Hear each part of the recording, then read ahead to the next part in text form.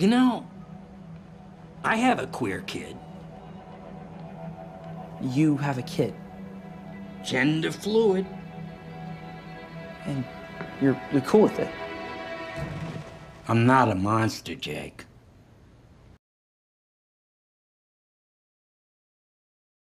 Good morning, my beauties and bees. We are live from the Hive. Hello, hello.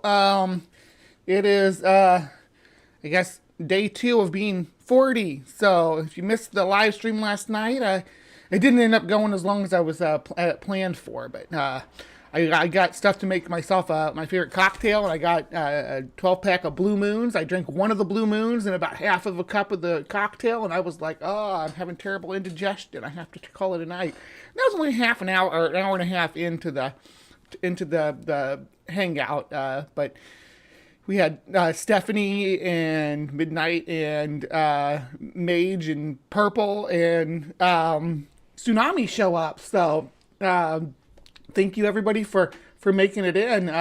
Who did make it in? We had fun. We watched a couple of videos. We learned about the Helena manatee, the cryptid, the Helena manatee, which is not, I didn't think was spacious enough to make a whole episode of Cryptic Corner about, but I may make a Cryptic Corner about non-mammalian sea mammals and rope it in. That seems like a reasonable thing to do. I'd also like to revisit the sea ape, because I don't think I did give it due credit as well. But yeah, that's on the board now. I've got a board of topics. You know what? Maybe I should show that to you guys so you get an idea of what we have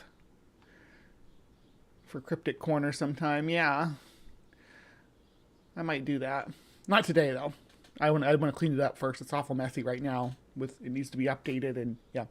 Anyhow, thank you so much for joining me this morning. Let me say good morning to everybody who's popped in so far. We got Native Atheist. We got One Ring 42, Calathea.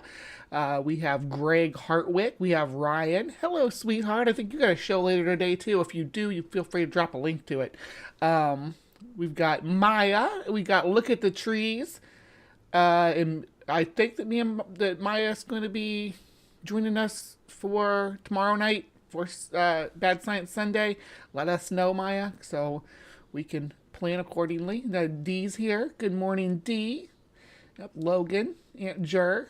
If I doubled down on any of you, that's doubly blessed. If I missed any of you, I'm so sorry. You can borrow one of the good mornings from the doubly blessed. I really do appreciate everybody who's put up with me for all this time. I've been up and down. My life's been a roller coaster. And you guys you stick with me. I know it's just like a dozen of my core followers and my core. I don't want to call you fans. You're just like my core community, because you all help contribute to the show too. You're over here in the side chat every morning. Some of you all watch the same content twice just because you want to watch me, I guess. Which, much love. I really do appreciate it. And some of you send me ideas on stuff to cover. Today's topics were not sent to me on something to cover, but I did have to shuffle things about a bit to make room for this first thing that I'm going to cover in Cryptic Corner. It's very topical and on point, but well, I'll see what you guys have to say about it. Also, to let you know, my videos are generally, I try to monetize them, but a lot of times they don't get monetized due to whatever I'm covering, or sometimes some of my edited stuff have songs and stuff that can't be monetized, which I can always remove, right? I can always just not share those with you. That's fine, but we could also, channel memberships are a guarantee. Patreon, which you see rolling down here, which I don't pay enough attention to, especially not since I've got my channel memberships. I've been kind of neglecting my patrons, so I would like to know also what you patrons would want to see. Absolutely, let's sculpt the content to the audience. If you all are here for the long haul, really, yeah, the Apple Core audience. Yep, I'm the big juicy worm in the apple, and you guys are the apple. All right. Well, I think that's all the preamble I have. So this might be a shorter show too, because I think Cryptic Corner's topic is going to be kind of short as well. We'll see though, because yeah, it's a doozy. All right, I will see you guys over there. Actually, I'll see you in Cryptic Corner.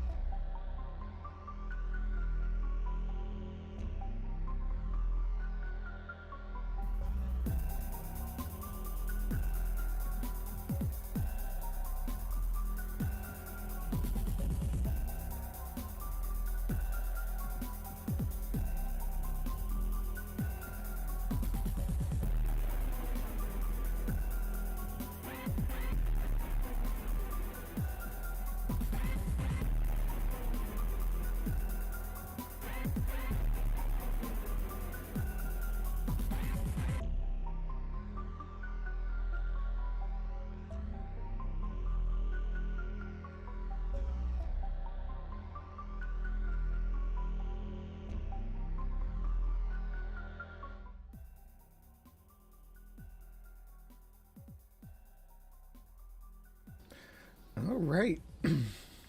Excuse me. There I am.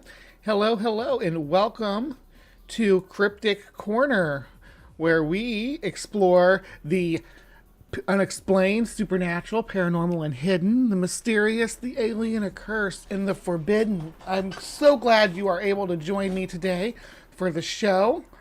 Oh, we got a piece of hair or something on my tongue. That drives me crazy. Good morning, or good evening, I should say, to my Cryptic Corner crew that's watching this on Friday night.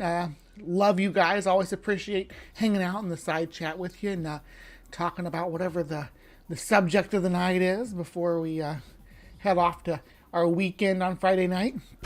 So thank you so much for joining me. If you want to watch this live and participate with the live chat, you can join this group right over here every Saturday morning at 9:30 a.m. Central Standard Time.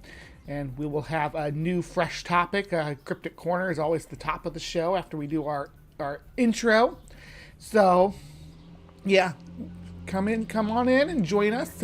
After Cryptic Corner, we do a segment called Creation Watch, where we look at some different ideas about how the universe came into existence and how it functions from the more theistic side of things usually, but not always. But yeah, today it's going to be from a theistic side of things, but we'll get to that when we get to that. First and foremost, we're going to do some Cryptic Corner, and this is something I really haven't done before, but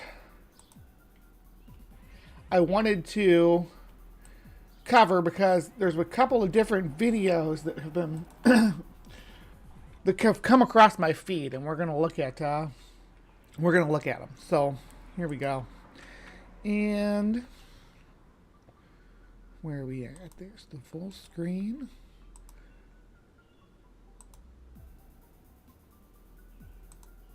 There we go. Okay, so first we have this guy. Meanwhile, on our flight back home from Hideout, I don't know what that is, what Hideout is, but hold on. You all can't hear. Hold on. Let me fix that. You can hear me, but you can't hear the video because I have to manually switch it.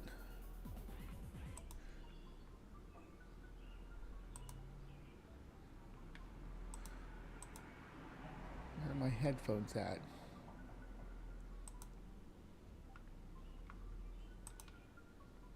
Just a second. Gotta love these technical difficulties in the middle of the show. That really makes the feel of live entertainment, right? Feel of live entertainment. Here we go. Oh, hey! Mate, just get out. Hey, mate, just everyone is, come on, please. Go! Marco and Tony Barrera, it's your time! Look at everyone filming, man. What's wrong? Whoa! He's saying, let me get to the pilot. Let me get to the pilot. Yo!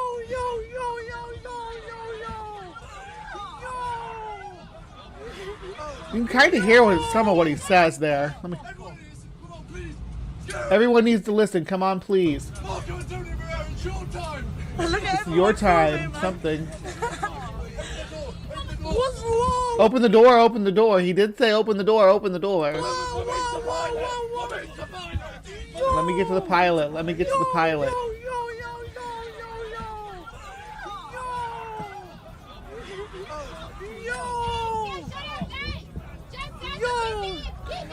Dang.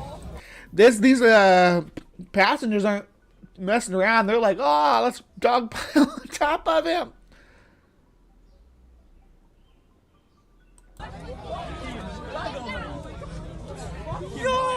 Oh. Get him out. What the fuck is happening right But I am telling you. And then we got this lady. now. This lady is getting on my nerves because I'm trying to sort this story out, and I just can't. I just can't suss it. I don't know. This one, we're gonna dive into. So I hope you guys are ready to listen to this shrill woman repeat this over and over again because I got different angles and yeah. That mother back there is not real. Say what? I'm telling you, I'm getting the off, and there's a reason why I'm getting the off, and everyone can either believe it or they cannot believe it. I don't give two but I am telling you right now, that mother back there is not real. Okay. And you can sit on this plane and you can die with them or not. I'm not going to. And So this woman's like having like a panic on the plane that she saw something. She's saying that motherfucker is not real. She's pointing towards the back of the plane. It never pins down on this film, on this video, who the guy is or anything. But what exactly are these people seeing? You are now within minutes of horror, and your only chances of survival is hitting that like button. With that goes for my channel too. You can hit the my like button. Being said, let's continue on with the video. I remembered hearing this story on the news about a man flying on a plane in Europe trying to open the plane door, but I thought it was just a nut job trying to do something crazy. But after seeing the actual video, I got chills. This is horrifying. Whatever this man saw next to him caused him to have such real raw terror. He was hyperventilating. Oh yeah, you can. This guy's definitely like, I don't know what happened to him. I don't know what he saw or how the interaction put him in this state. But he is absolutely having a panicked moment. This woman, on the other hand, I don't know. He could barely get the words out. This is not mental sickness. This is not alcohol. This is not drugs. The way he jumped out of his seat after seeing what he saw was his brain instantly feeling fear on the same level of a... Well, let's not sell it. I don't know if it was fear. I guess it was. Yeah, he was panicked about something. That it was like an emergency. Like he couldn't not jump scare.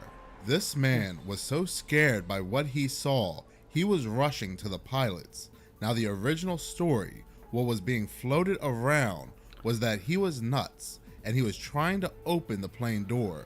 But this is absolutely false. He was trying to go to the He did say open the door. Did you not hear it? Captains to tell them what he saw. People, this is absolutely frightening.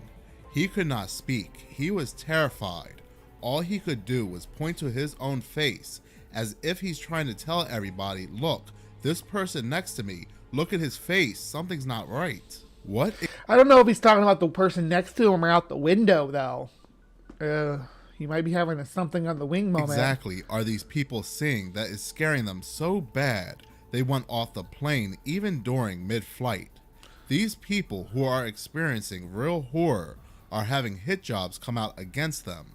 The woman on the American Airlines flight was called a Karen and a racist for blaming a black man for stealing her earbuds by a woman. The funny thing with the plane that, not this isn't the woman from that plane, but the one that with the woman, Carrot Top apparently was on that plane. Whose story is filled with inconsistencies. What's even more bizarre is that we haven't even heard from this woman. She's never even given an interview. She was never detained or arrested for causing a real disturbance on the flight. How do you explain that? These two stories are only a couple days apart. What's the excuse?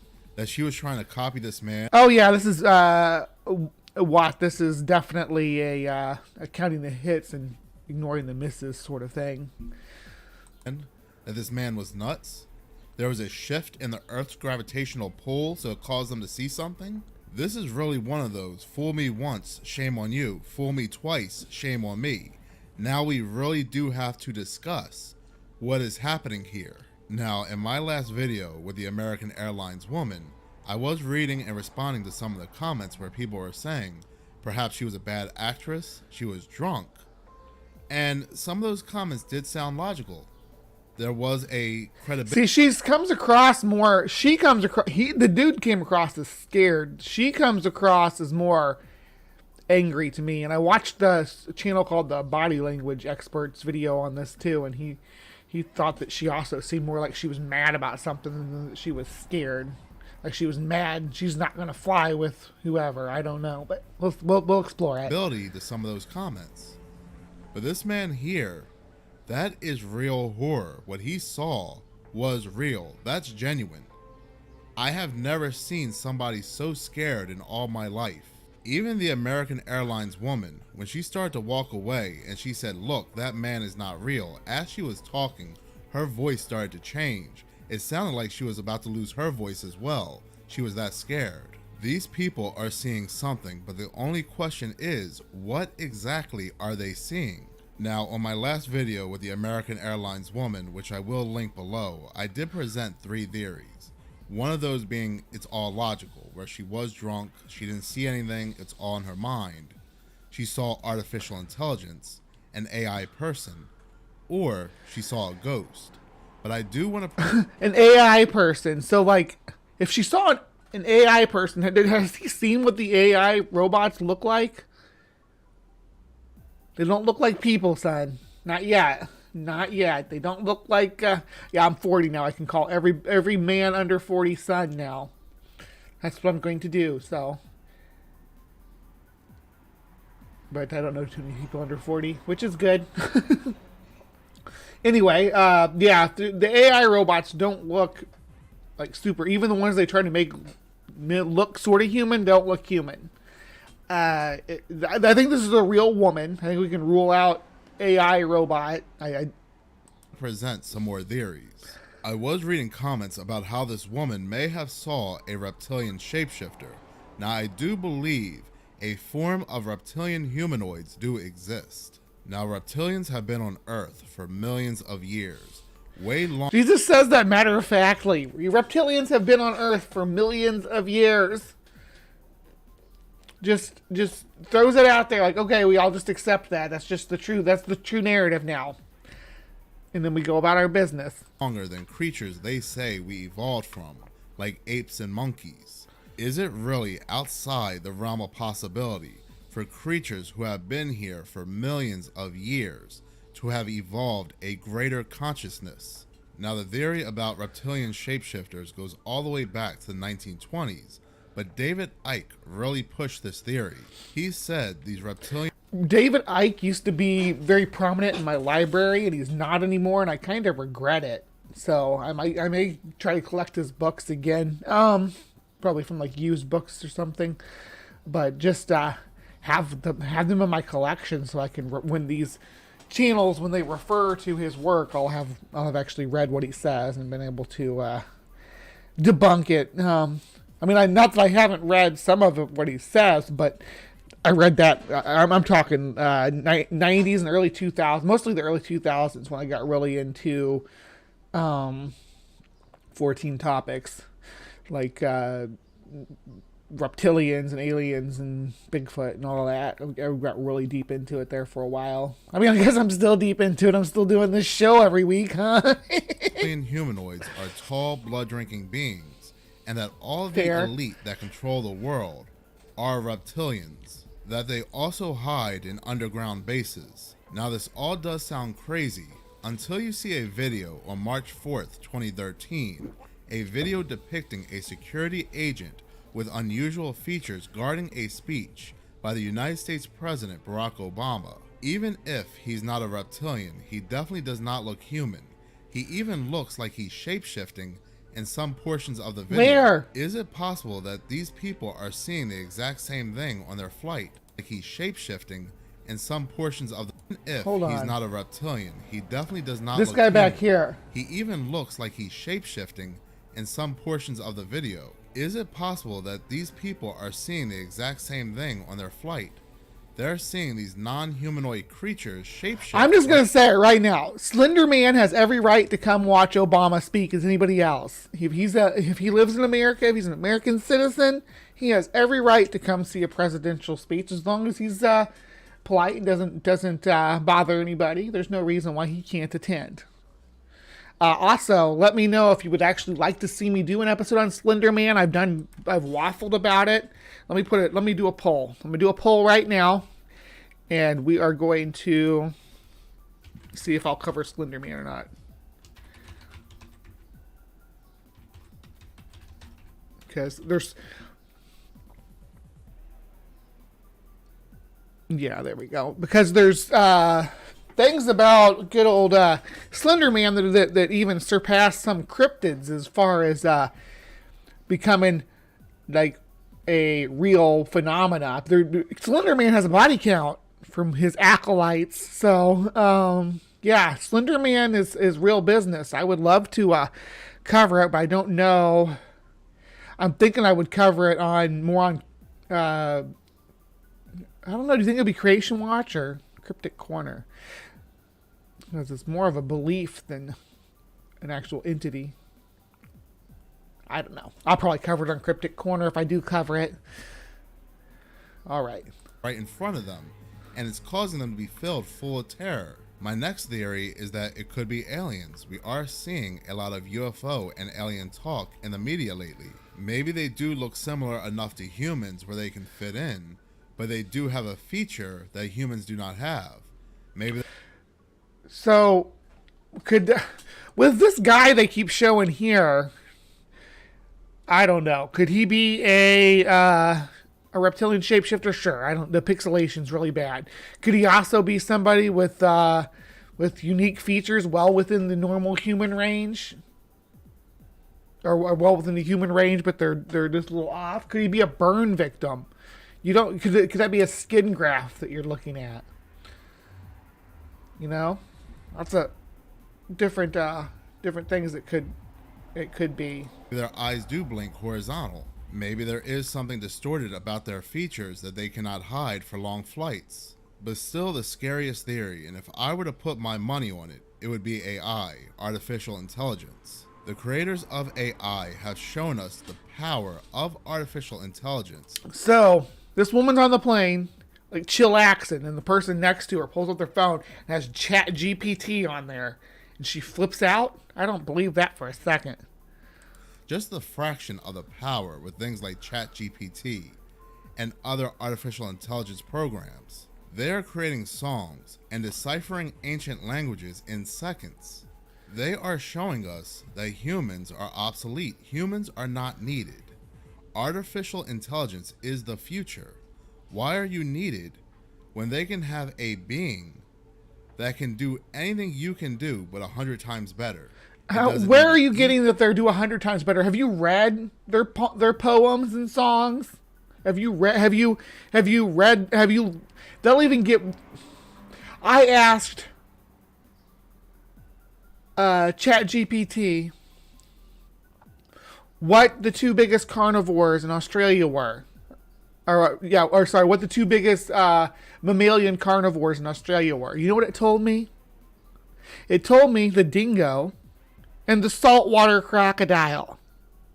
I have screenshots of that. It said that the saltwater crocodile was one of the biggest mammalian carnivores in North America. It told me that I was asking it about, because I was I sometimes go down memory lane with ChatGPT, but I was talking to it about Gumby, the TV show I watched as a kid, and it kept saying Prickle was green and Prickle was yellow. Prickle was always yellow. That's the dinosaur on Gumby. That's a show I watched when I was like 3 and 4 years old, like really long time ago. But I knew that Prickle was yellow, and ChatGPT told me it was green, and I went and checked and it's yellow. So do not trust anything that ChatGPT says without fact checking it. It's fun to see how much you can get it to say wrong. It'll make up stuff if it doesn't have an answer. It'll just make up its own history, its own language, even. Like when you ask what a word means and you just make up the word, it'll just try to make up a meaning for it. You once had sex with a Slender Man? That's freaking amazing, Ryan. Yeah. Yeah, like Mark Reed says, very hot. You may have crushed him. I bet it was worth it. All right, let's keep it going. It doesn't need a drink. It won't get sick. You are now replaced. And just like... Do you not know about computer viruses? Yeah, computers are just as vulnerable to illness as anything. They can get sick pretty quick, including an AI. And AI is susceptible to the same types of programming errors and everything that any other software is. Sure, we can put stuff in place to prevent it. We can build it an immune system, if you will, but you know. Any other program, AI has to go through its testing phases. Yeah, that's what I wanted to say there. Ryan, thank you so much for clarifying. If you know about the topic and you're just trying to formulate a draft about the subject matter, ChatGPT is awesome, and it's awesome at making timelines. If you ever need to make a timeline of events, I'm working on my Mothman frequency project, the back burner. Let me know if you want to be a voice actor in that. DM me. I will let you be a voice actor in that. I have a lot of roles of stuff to read, so keep that open. I plan to release it in November, but I don't know how much time I'm going to have to work on it between all the other stuff I got going on right now. I hope to release it in November, but Mothman frequency is going to be a big project, and we're just going to have clips from previous Cryptic Corner shows too. I'm going to use parts from the Indrid Cold sightings, and if I do the Ohio West Virginia UFO belt or whatever, I'll probably cover it there too. So yeah, if you know the topic and you know how and you know what's true and false about it, ChatGPT is excellent. You can actually tell it, hey, you got that wrong, fix it, and it will go back and say, oh, I'm sorry, I did get that wrong, and fix it. So if you know the topic, definitely. They have to test these artificial humans in public to see how they react in certain situations. I'm going to say in about 10 years, we're going to see artificial humans in our everyday lives. They're going to be taking over jobs. They are going to slowly phase out humans. That's what makes artificial intelligence so... They can make our lives easier too, though. You gotta remember that. You know, it's going to be... You're talking hundreds of years before, you know, they would surpass us in all areas. Right now, they still depend on us as much as we depend on them. As far as AI goes, they don't build their own infrastructure. They definitely don't build their own bionic women to board planes, or for other. Because some people are saying she's AI, other people are saying she's. Most people are saying the reptilian thing. Scary. It's scarier than ghost or reptilian humanoids. Those things can be debated, but artificial intelligence is here. You can see it. And are these people seeing these AI humans glitch out? Perhaps our eyes are going all crazy. They said that Katy Perry was an AI human. They say that Joe Biden's an AI human. But Barack Obama's a reptilian, so that's... Their heads do like a 360 motion. But whatever's happening, these people are not seeing human beings sitting next to them. These people have not been seen or heard of. They have not given any interviews as to what they saw or what had happened. The woman on the American Airlines plane was never detained or arrested for causing she should have been panic. real distress on that airplane where everybody had to get off. They even made the stewards and stewardess get off that plane. Nobody was allowed to board that plane. Then there was this man in a green hoodie who said he was on the same flight as the woman on the American Airlines, and he saw everything that happened. Okay, just to clarify, there's a few things. We're going to talk about this. We're actually going to watch his video. The guy on the left is the Freemason guy who claimed it was him. The guy on the right is a video of from somebody in a green hoodie from a year before that someone tried to pass off as from that flight. That she was crazy, talking about the Illuminati, and she all of a sudden went nuts because he said he was a Satanist. But this man with the green hoodie was on a completely different plane. He was not on the same plane as the woman on the American. No, he wasn't even on a plane. He's come out and said he was just being a troll because people were being so wild about all the different ideas. Airlines plane. So why are all these people trying to come out and discredit this woman? It's just all too weird. There's no logical explanation as to two different people being frightened on an airplane and only days apart. Now, I want to know your opinion. I want to know what you have to say. I disagree. I bet this happens pretty regularly. But the fact that people are just the human response to whip out your phone and film anybody acting erratically is as a human one. So, I mean, we want to document if something crazy is about to go down, but not always the best response when someone's in distress. But these people, like they were in mid-flight, or were they? See, there's not enough details about these videos. They talk about this guy trying to open the door. Were they on the ground? Because there's videos of them dragging him away too, and this woman, it seems more like the flight hadn't even taken off yet. Say about this. Comment below. Are these people crazy? Are they making it up? Or are they seeing something that is not human? Thank you so much for watching. If you like this channel and you want to see more, please subscribe if you're already all right, and do that to my channel too. But we're gonna watch this real quick too. It's only 3 minutes. This guy also claimed to be on the plane. Urged in connection with the woman from the American Airlines flight who claimed that one person was not real. It is claimed that the woman was and they keep using that picture wearing a green hoodie, and he was staring at her in a really weird way. Maybe that's why she freaked out. Listen to the testimony of this witness, and don't forget to subscribe to our channel 24/7 TV. That motherfucker back there is not real. Okay, here's not the story real for you. I'm gonna try. I've tried like 2 times to record this, but I keep going over the 3-minute limit, and I don't want to do a part 1, part 2 type thing. So I'm gonna try to be specific. I was on that flight. It was American Airlines. We were leaving Dallas Fort Worth.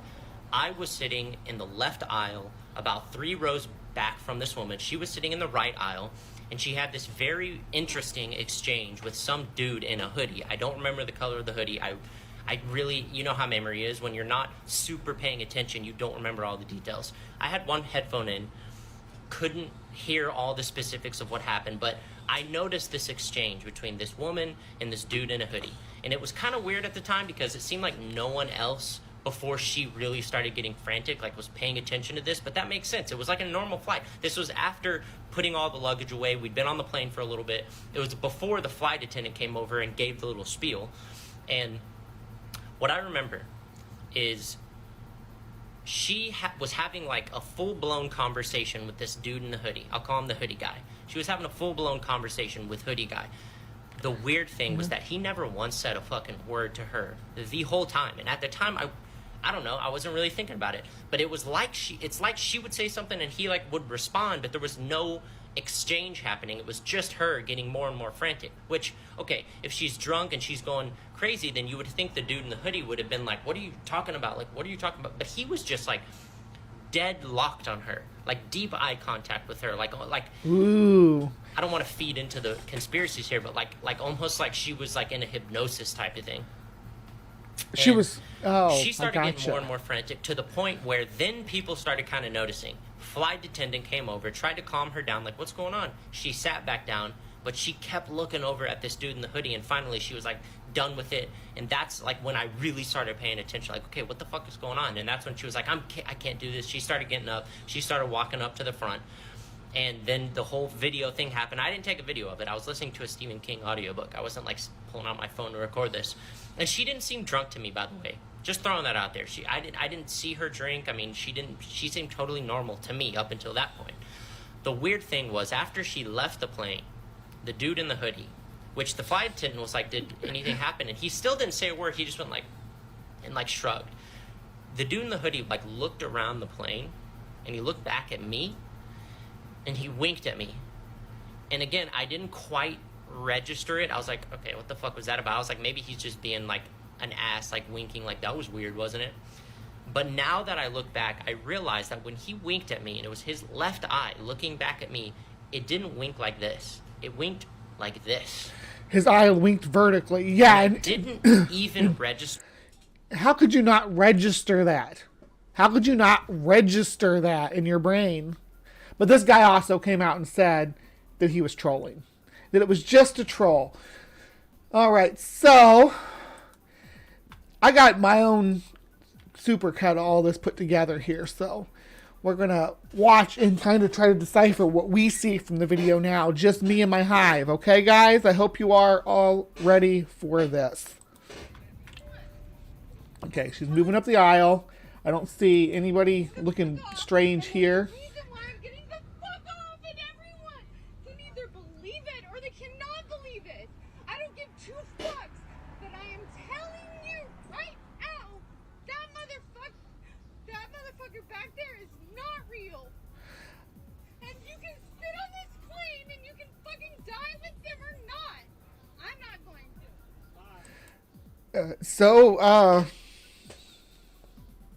Yeah, she's having a crisis moment. I can get that, right? And everybody's recording her. That's I guess that's sort of to be expected in 2023. If you have a crisis moment in public, people are gonna record you. There's another angle.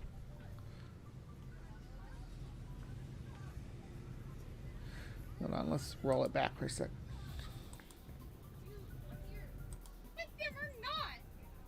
Alright, here's a different angle. Hold on, what was that?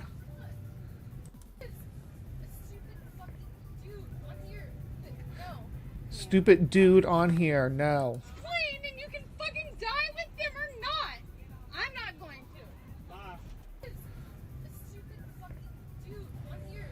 A stupid fucking dude. And they said, ma'am, no.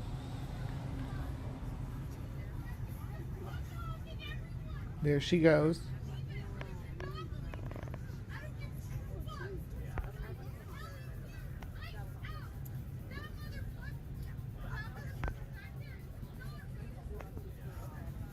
Woo. This is just the same scene from a different angle here. So there's kids on here because she was cursing, I guess.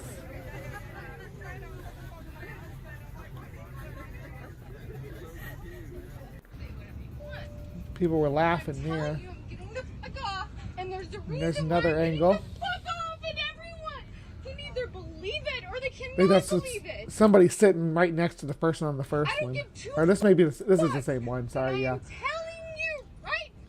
I just zoomed in so that we could see when she spins around. Yeah, when it spins around here.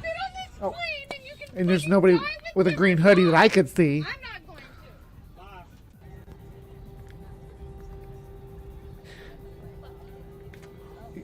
So here's a conversation that was from beforehand. And you can hear him talking over the...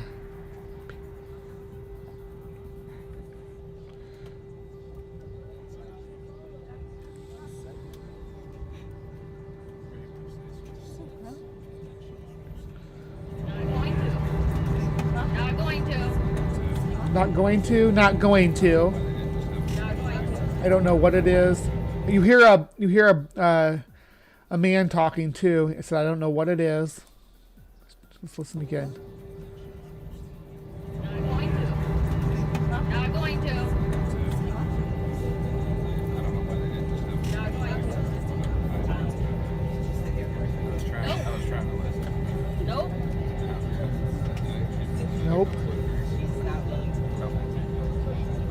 She's not willing to something. There's a woman talking too. Stop the fucking plane.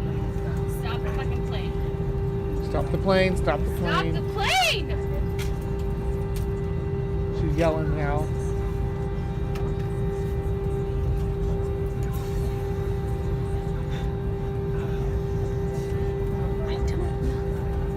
I don't know. What's her problem? No. What's going on? Stop it. Stop it. Stop it. Stop it. What's the problem?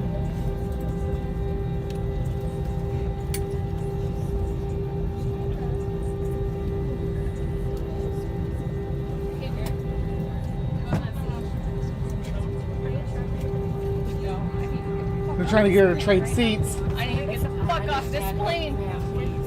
She's wants off the plane.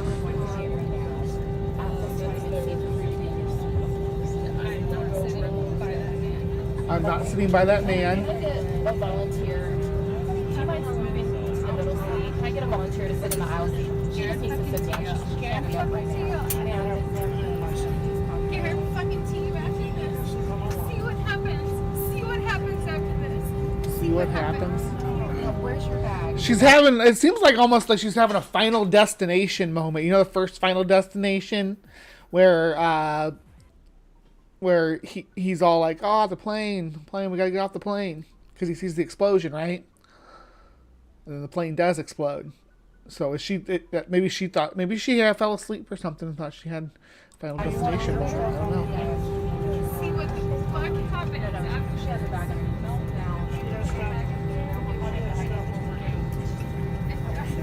I heard somebody say meltdown. Fuck about my shit. Sit there. I don't give a F about my shit.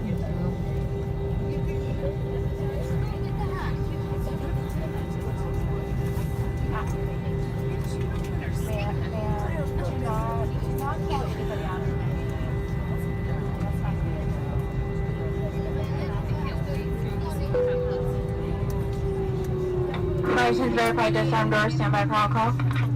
I think they're asking for the plane to be stopped now.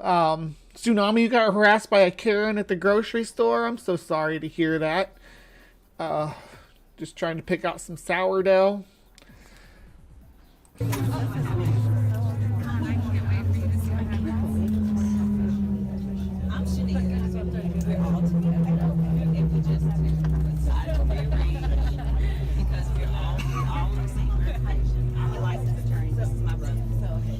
She said, I'm a licensed attorney and this is my brother. I need to know where she's originally supposed to be sitting. So you guys have how many seats? 5. You got 5? Yeah. So there's more to the story here than all these other people. They're coming up with these conspiracies they're talking about. She's talking about being an attorney, someone who witnessed this. Someone's taking your belongings. You said you were accusing somebody of taking your belongings.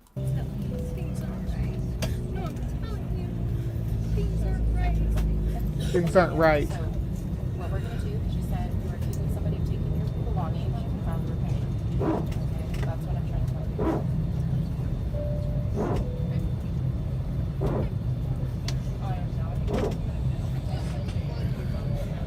you. So someone said she was accusing a black man of stealing her earbuds at some point.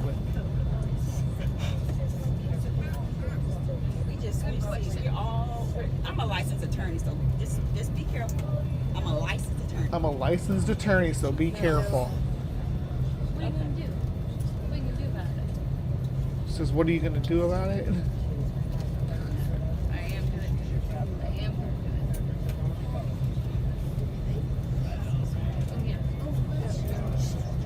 it. Yeah, we're trying to figure out what's going on, Leo. Get on this fucking plane. She thinks the guy on the plane's like terrorist or an alien. Fuck off. I'm getting the fuck off because no, I'm getting the fuck off because there is. Dang, you guys really wanna see some Slender Man, don't ya? Hey, Ember. Good to see ya. I didn't even see where Leo came in.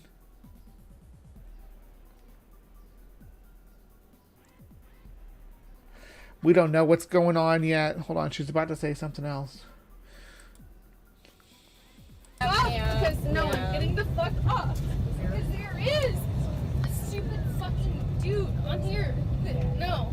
Yeah. Y'all can say whatever you want.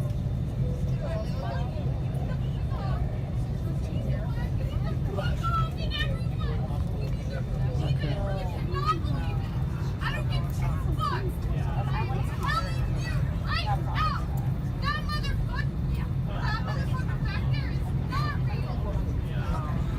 Oh.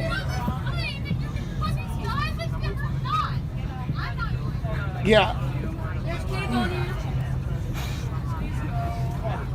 I was hoping we get to see a little peek of the guy at some point, but he never does pop in.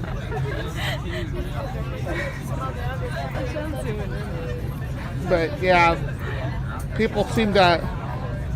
It seems more like she was the problem more so than the guy, though, because the way the people around were acting about it. But I don't know for sure.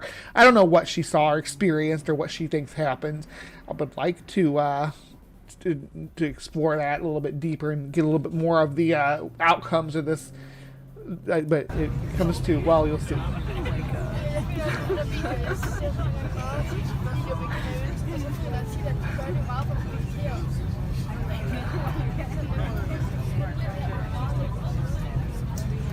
There's the flight attendant we heard talk, the male flight attendant we heard talking. That mother back there is not real. And you can sit on this plane and you can die with them or not. I'm not going to. Yeah, that was my little edited touch to it. So then this guy comes forward.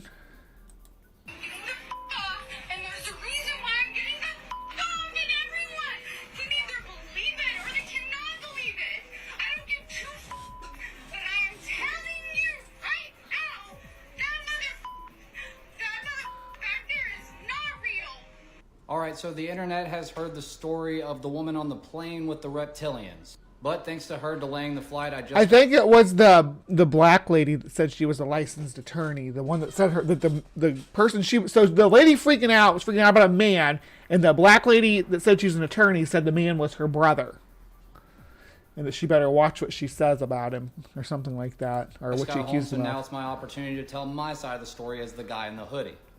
So we're attempting to fly out of Dallas, Fort Worth, and then basically this woman, she sits next to me and she's clearly been drinking. I'm minding my own business, and sure enough, she sees my hoodie that has this Freemason logo on it. And on top of that, she noticed my ring, so she started to ask questions. Nothing dramatic, just asked me, do I know what these symbols mean? Why am I wearing it? What's the purpose? Yada, yada, yada. And long story short, I basically just say, hey, I'm a Freemason.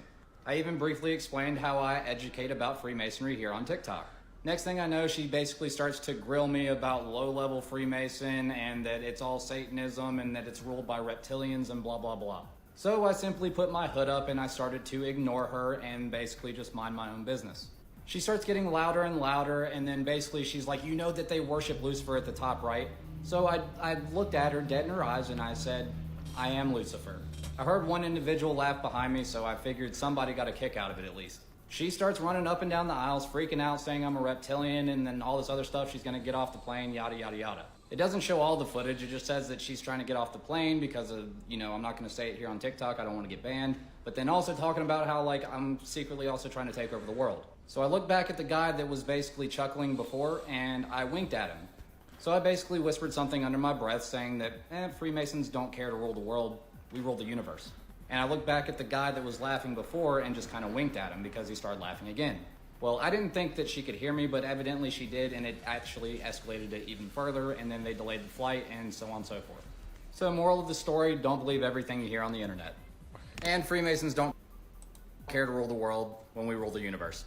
It's funny because it says don't believe everything you read on the internet, because the guy who reported being winked at said he was trolling. He wasn't even on a plane that day.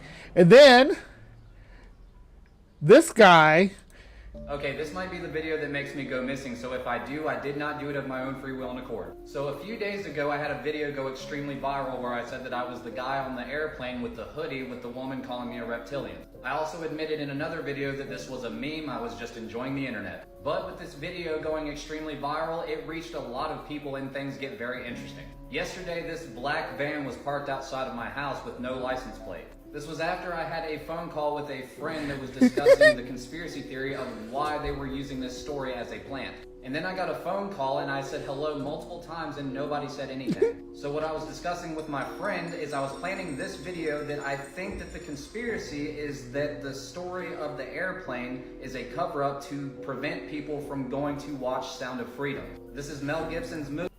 Mel Gibson's that movie exposes child trafficking. This movie was completed years ago and it's just now coming out. They've been trying to cover this up for a very long time. There's already articles from the media, the Rolling Stones, who titles this Sound of Freedom is a superhero movie for dads with brain worms. Subtitled The QAnon-tinged thriller about child trafficking is designed to appeal to the conscience of a conspiracy-addled boomer. Imagine putting out negative press about a movie that raises awareness of child trafficking. And I'm thinking since my video went viral and I was discussing this over the phone that this is why this van decided to visit my house. And if you don't believe me, then watch this other video that talks about how they're preventing people from even going into the theaters by turning off the air conditioning. So, don't know if any one of you have already been to see The Sound of Freedom, but my friends and I just walked out. Hi. And we are curious what your experiences were in the movie theater, because we pre-ordered our tickets, paid for them, they were claimed, got the link sent. This is an AMC theater in Pineville, North Carolina.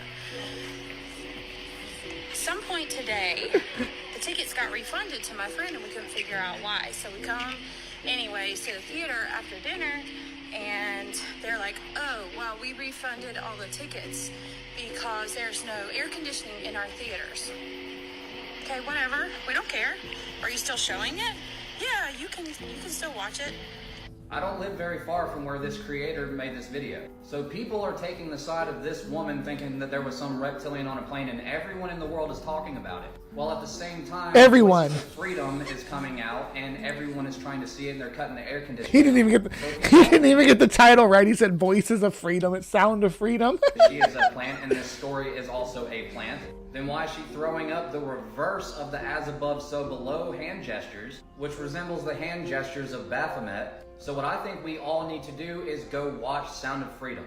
Not because of some QAnon conspiracy, but simply for the fact to raise awareness about human trafficking and child trafficking. Because the world's trying to tell us not to. Okay, this might be the video that makes me... All right, so that was, the reptilian on a plane. I hope you guys had some fun. I do like that this guy decided to troll and pretend that it was all connected to trying to stop people from seeing The Sound of Freedom, Mel Gibson's movie. All right, so if you had fun, if you enjoyed our little trek down on the wild side of public distress and the conspiracy, how fast and bizarre conspiracies can form. There's not much to this. There was something about that man that she was sitting next to that she didn't like. She assumed that he was plotting to destroy the plane or some nonsense like that. And then she had a little bit of a public meltdown, and that does happen. People do record it, so nothing more to it that I can see. Nothing more at all. The Satanist guy trolled people. He actually trolled the person we're covering in the next section. So we are going to wrap up Cryptic Corner right now. Again, please remember to like, thumbs up, subscribe if you're not subscribed. And if you don't hit the bell, it won't tell you when I'm live. So hit the bell too. I don't know why there's even 2 steps there. If you have ideas or if you were on this plane, do comment. Tell me what your experience was. Tell me what you saw. Tell me what you experienced. And to everybody watching this on Friday night with Cryptic Corner, please remember to be kind, take care, and we will see you next time. All right, now for my live from the Hive audience. Thank you so much for hanging in there with me. We are going to move right into Creation Watch. So I will see you after these short videos. Then the Lord said to Moses, "Stretch out your hand over the land of Egypt for the locusts, so that they may come into the land of Egypt and eat every plant in the land, all that the hail has left." So Moses stretched out his staff over the land of Egypt, and the Lord brought up an east wind upon the land all that day, all that night. When it was morning, the east wind had brought up the locusts. The locusts came up all over the land of Egypt and settled on the whole country of Egypt. Such a dense swarm of locusts as had never been seen before, nor ever will be seen again. They covered the face of the whole land, so that the land was darkened, and they ate all the plants in the land, and all the fruit of the trees that the hail had left. Not a green thing remained, neither tree nor plant of the field throughout the whole land of Egypt. Then Pharaoh hastily called upon Moses and Aaron and said, "I have sinned against the Lord your God and against you.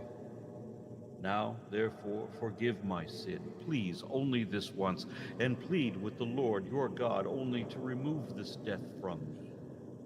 So he went out from Pharaoh and pleaded with the Lord, and the Lord turned the wind into a very strong west wind, which lifted the rocks and drove them into the Red Sea. Not a single locust was left in the country of Egypt. But the Lord hardened Pharaoh's heart, and he did not let the people of Israel go.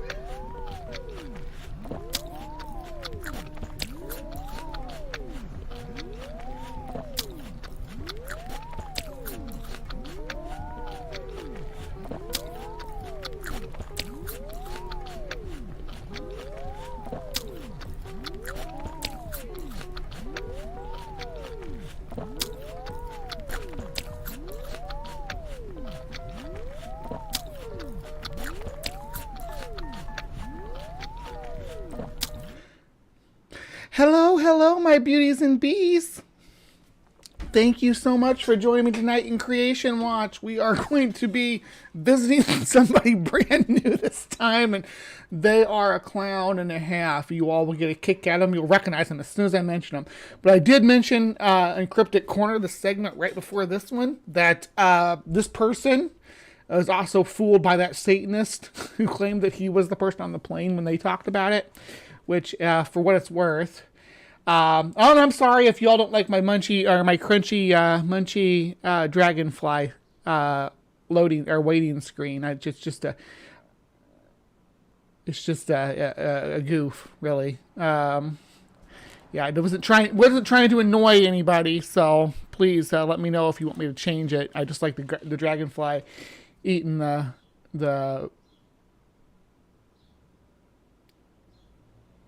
yeah, the chewing's done. That's what I was just talking about, the chewing. It's just that dragonfly eating the hornet is what it was. Yeah,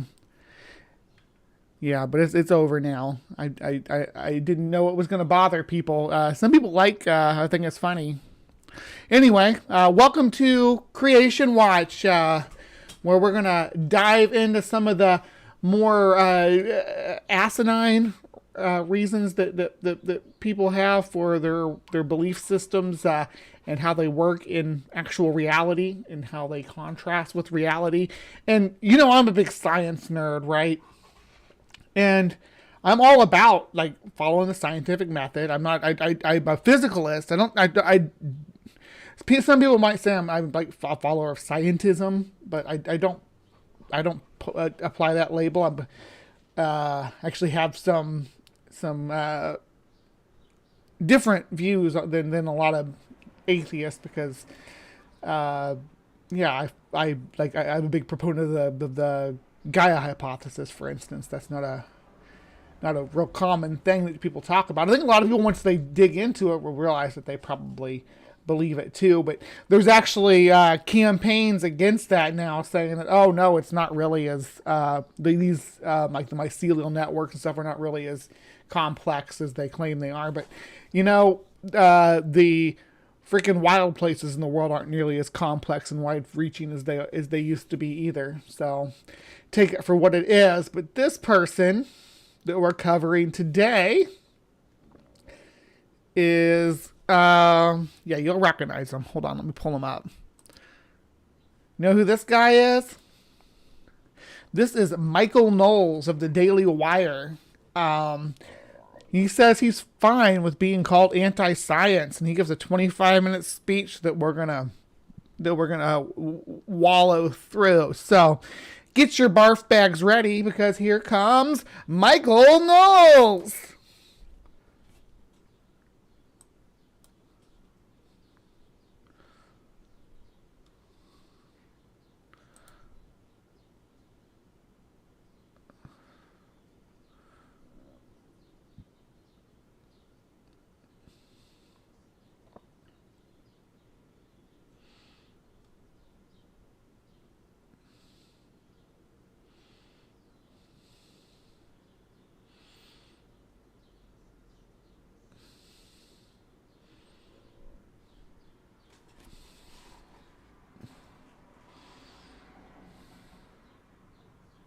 Because you are.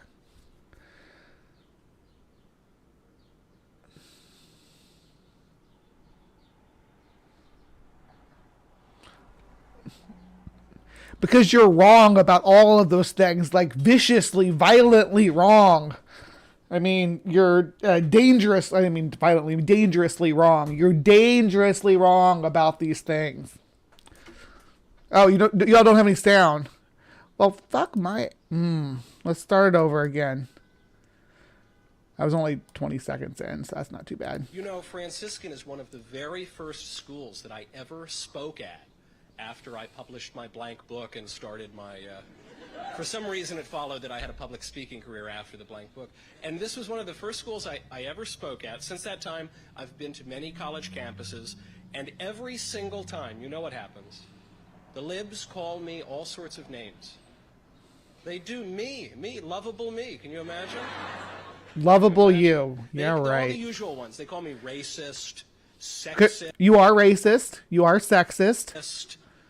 Phobic. Phobic, yeah. I But think the you're charge they phobic. hurl at me most often these days, anti-science. They do. So, yes, he is anti-science. I do. Doesn't matter what I'm talking about. Could be talking about the coronavirus, gender, global warming, whatever.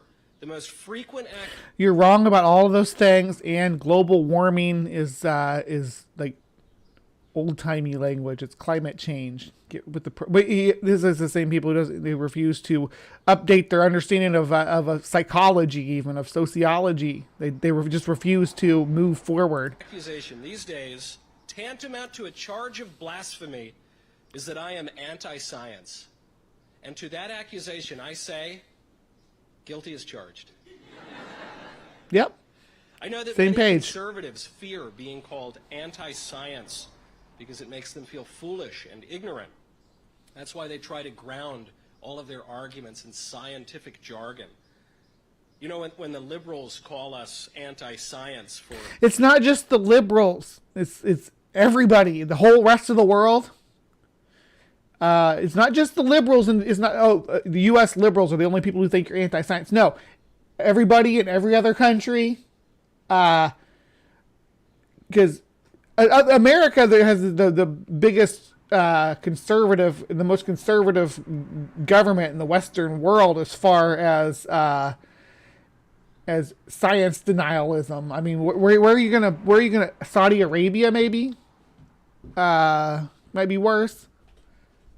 I know the most places in the free world, your science denialism based on your religion is a fringe idea. You are fringe, so it's not just the liberals. When you are the fringe, for denying their alleged breakthroughs in the science of sex and gender, what do the conservatives do? We hurl it right back at them. We accuse them of being anti-science for denying the scientific reality of sex. We refer to biological males, biological females, as if biology were the only thing that mattered in the whole world. When the libs accuse us of being yeah, well, so I'm a biological female. I'm biological and I'm female. I don't know. I'm taking hormones to make my body female, to make me physically, express phenotypic traits of a female. So, reproductively, I'm male, but that's only a little bitty piece of me. Like the rest, like if you were to color in a chart of me, everything on my rest of me would be one color, and then the what's affected by my reproductive gametes that I produce and by my genitalia would just be this little tiny area about the probably fit inside a grapefruit. The whole system. That's not who I am. That's just a little part of me, little tiny part. Not anything that I should build my whole existence up around. I mean, my brain, if I'm going to build my existence around any part of me, it's going to be my brain, which is what helps me function and tells my body what hormones to make where. So, why don't we just stick with what's my brain says instead of what this little reproductive system that I have? And I'm not even, for me personally, I'm not even using it anymore. So who gives a fuck about it? Science for objecting to their taking away all of our rights and freedoms and way of life for 2 years. I just mean I don't have any intentions of having any more kids from this point forward. So, yeah. What do? Why, we throw that insult right back at them. We say, no, you're anti-science. And then we recite a litany of scientific arguments for why hankies on our face would not prevent a global pandemic. As if there were no other reason other than science. So this is still rebutting the efficacy of wearing masks to prevent the spread of communal disease. Something that's like proven, like it's not hypothetical, it's not theoretical science. It's been proven time and again. We have medical wards with people with communal diseases that have staff that will go in with masks on and don't get the disease because they're wearing the mask. This works in the real world. This works in the medical field. It's basic PPE. It's not theoretical. You are so dumb, Michael Knowles. You and Matt and Matt. I was about to say Matt Powell. Oh, good. I can't remember his name. You and the other Matt guy from the Daily Wire. What's his name? Science. Not to give all of our political Walsh. power away to That's what it is. Walsh. a diminutive technocrat in a lab coat. Since the people telling you wear a mask are diminutive technocrats in lab coats. What the hell? What are you even talking about at this point? It's scientists and doctors. You just don't believe them because they disagree. You think that you have a position to disagree with them, that you know more science than them. It's ridiculous. I'm only 2 minutes into this 25.5-minute video. The liberals call us anti-science for doubting that the world will end in 10 years. I think probably more like 8 or 9 years now. I forget when AOC made the prophecy. So here's the root of the problem. You say this is what the scientists in lab coats are saying, but then when you cite where you're getting your information from, you're getting it from politicians, from people trying to push legislation with hyperbolic, and I don't always agree with that. I don't agree with politicians like saying doomsday, like a doomsday clock thing. It's all speculative, but it's not, I shouldn't say it's all speculative. It's based on math and science, and I don't agree with them saying that this is the cutoff point, right?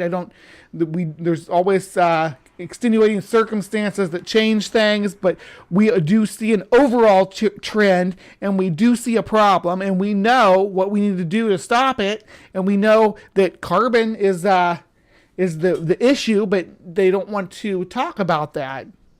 Oh God. When they call us anti-science for doubting that, if we don't destroy our...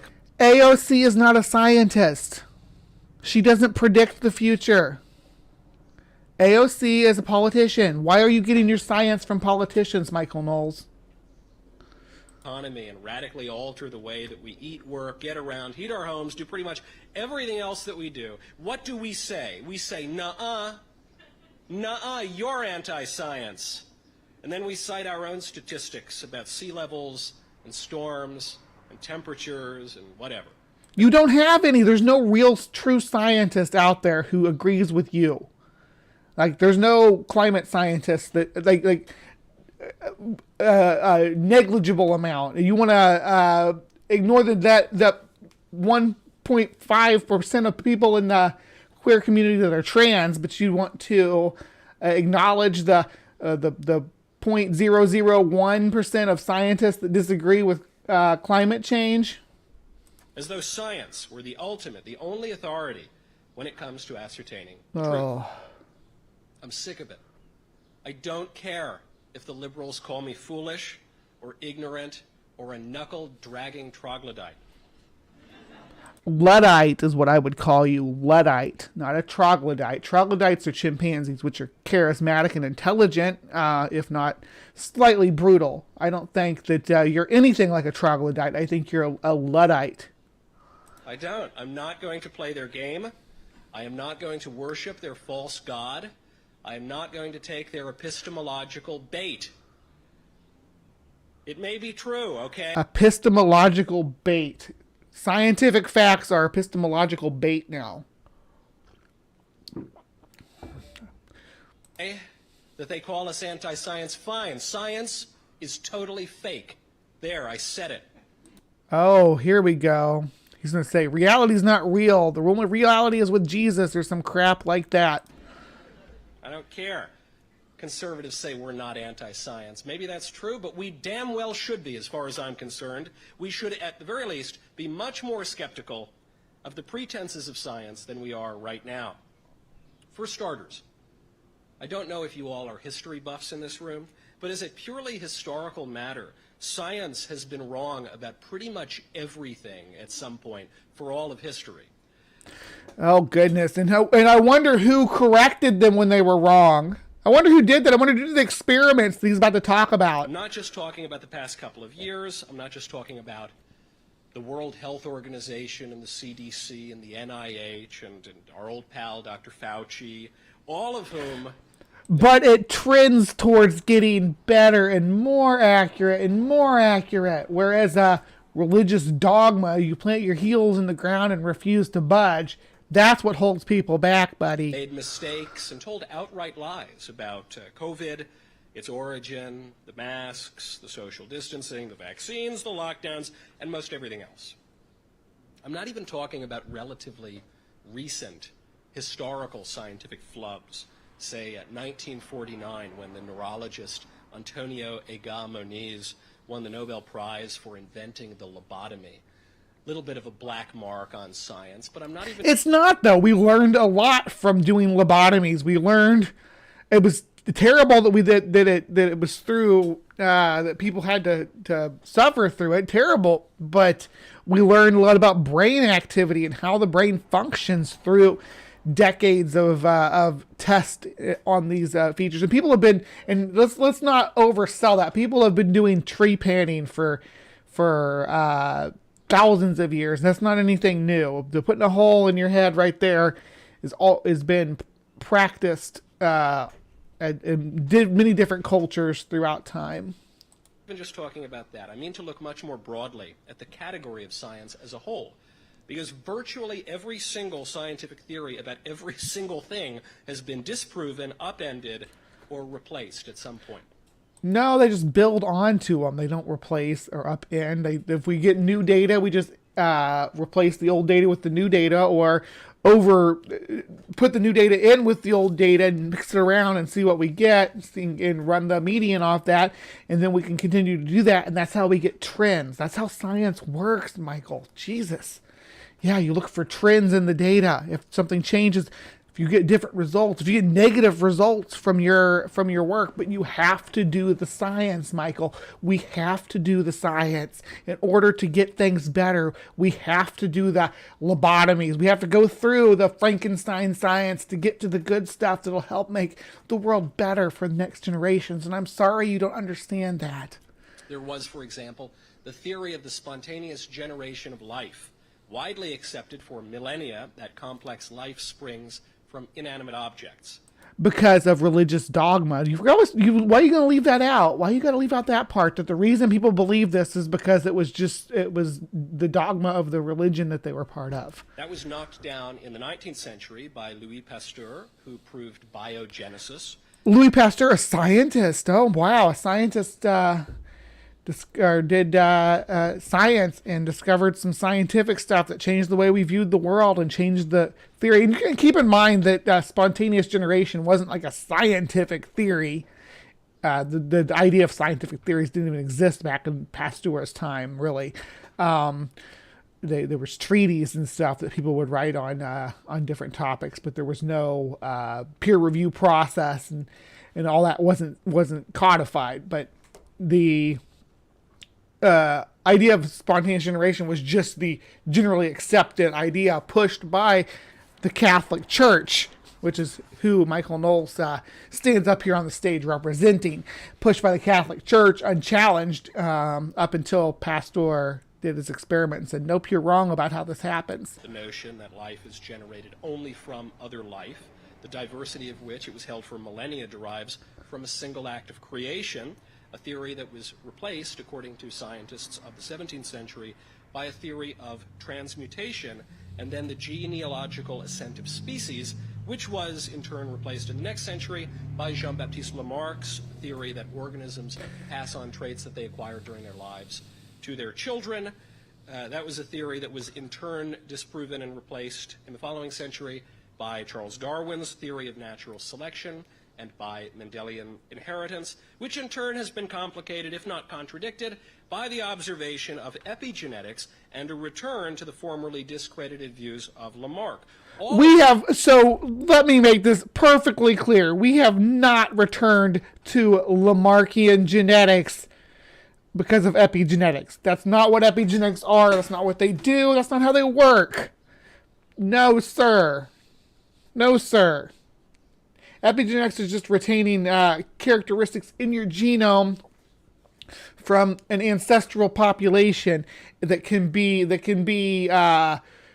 triggered by environmental factors, but that gene is not being created whole cloth, like Lamarck said. There's not a new gene to deal with these physical or environmental factors. It's not like, oh, we have to adjust to deal with this. We have to get longer necks to reach these higher leaves.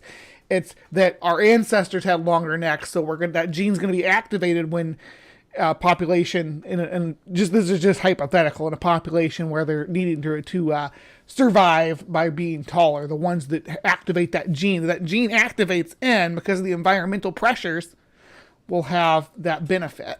Of which has been questioned in recent years. Sorry if that sounded ranty. Not only by kooks and cranks, but by very serious scientists with very stellar academic credentials. I'm thinking of David Berlinski from Princeton, David Gelernter from Yale, who have argued that the theory of evolution is no longer mathematically tenable. I don't mention any of these theories of life to endorse one over another. I don't think that that's what they actually said. Who do you quote? Argued that the theory of evolution is no longer mathematically tenably discredited views of Lamarck, all of which has been questioned in recent years, not only by kooks and cranks, but by very serious scientists with very stellar academic credentials. I'm thinking of David Berlinski from Princeton, David Gelernter from Yale, who have argued that the theory of evolution is no longer mathematically tenable. I don't mention any of these theories of life to endorse one over another, but simply to show that that's science, you know. David Berlinski, lady, isn't she? Okay, hold on. He's not by cranks and kooks. David Berlinski has written Science After Babel, Human Nature. He's a mathematician. He's got anti-Darwin books, The Devil's Delusion. He's a crank. He is a crank. He's absolutely a crank. He's just a crank with a degree. You can still have a degree and be a crank. He's from the Discovery Institute. The Discovery Institute, which we've covered on here ad nauseum. And who was the other guy you mentioned? So he's throwing these names out. Who was the other scientist he mentioned? All of which has been questioned in recent years, not only by kooks and cranks, but by very serious scientists with very stellar academic credentials. I'm thinking of David Berlinski from Princeton, David Gelernter from Yale, who have argued that the theory of evolution is no longer mathematically tenable. I don't mention any of these. And Gelernter is a computer scientist. And let's see.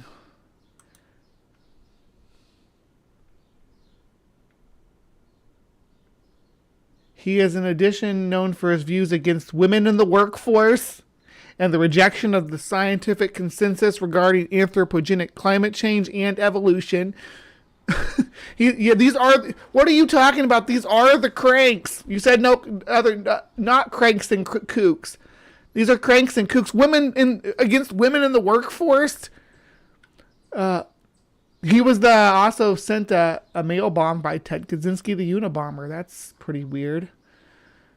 He's an anti-scientist. Yeah. Let's go on, Michael. To endorse one over another, but simply to show that that's science, you know. She's a fickle lady, isn't she? She is. And though the scientists are frequently wrong, they are almost never in doubt. Which is why today scientists, and really not even so much the scientists as the broader disciples of science. And keep in mind, look at this audience. Dudes talking to children, basically, telling them not to accept science. They don't look impressed, though. Look at homeboy in the front here. He's like, ah. He's pressing X to doubt what this fool's selling. Current consensus on any matter that they deem important. Any topic. Global warming, the origin of life, human sexuality, you name it. We must believe precisely the view that just so happens to be fashionable in the year of our Lord 2022. It's not a view that's fashionable. It's a view that's played out by the data.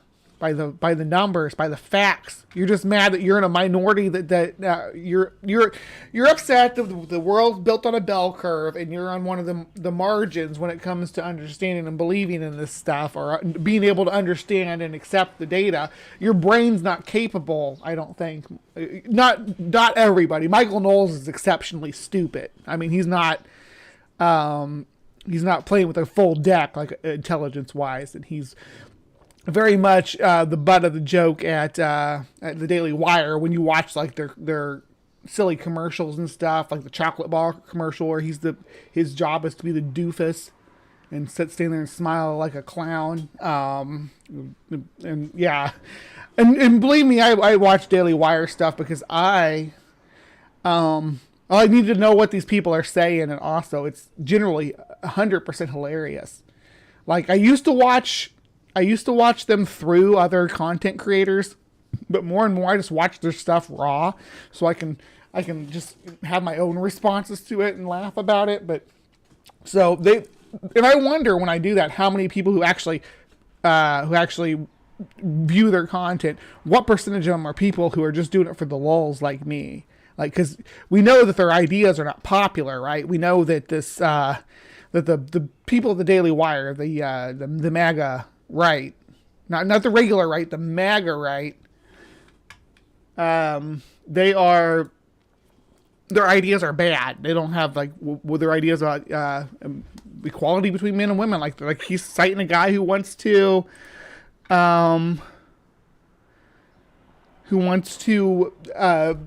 a, hold on just a second, I'm reading something. Wants to have women not in the workforce.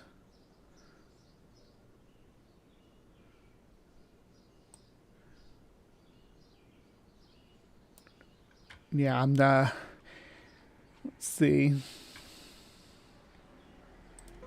Or else we are ignorant, idiot science deniers. Although wildly divergent and contradictory scientific theories have constantly... Godspeed, I just want to tell you right now, we're not going to have COVID denial stuff in the side chat. If I have to, you can take it down, or if I need to remove the wrench so somebody else can take it down, I will. But we're not going to have. One thing I'm going to say right now, we're not going to have COVID denial. We underreacted to COVID. We didn't overreact. That's my stance, and that's and people who think that we overreacted and it didn't correct enough are the problem. And that's just letting you know, that's my position, is that I think that the reason that COVID things went bad and went the way they did, and why we were locked down for so long, is because people were refusing to correct, not correcting. That's my position. If you want to ever have that discussion with me, Godspeed, I'll be happy to. We can do it on Discord. We can do it on YouTube. I can do it privately in a StreamYard, but I'll be happy to discuss it with you and break down what I understand about the science, and you can tell me what you've got that refutes that, and we can have that discussion. But we're not going to do it in my chat. So just laying that out there. Not trying to start any fights or anything with my mods.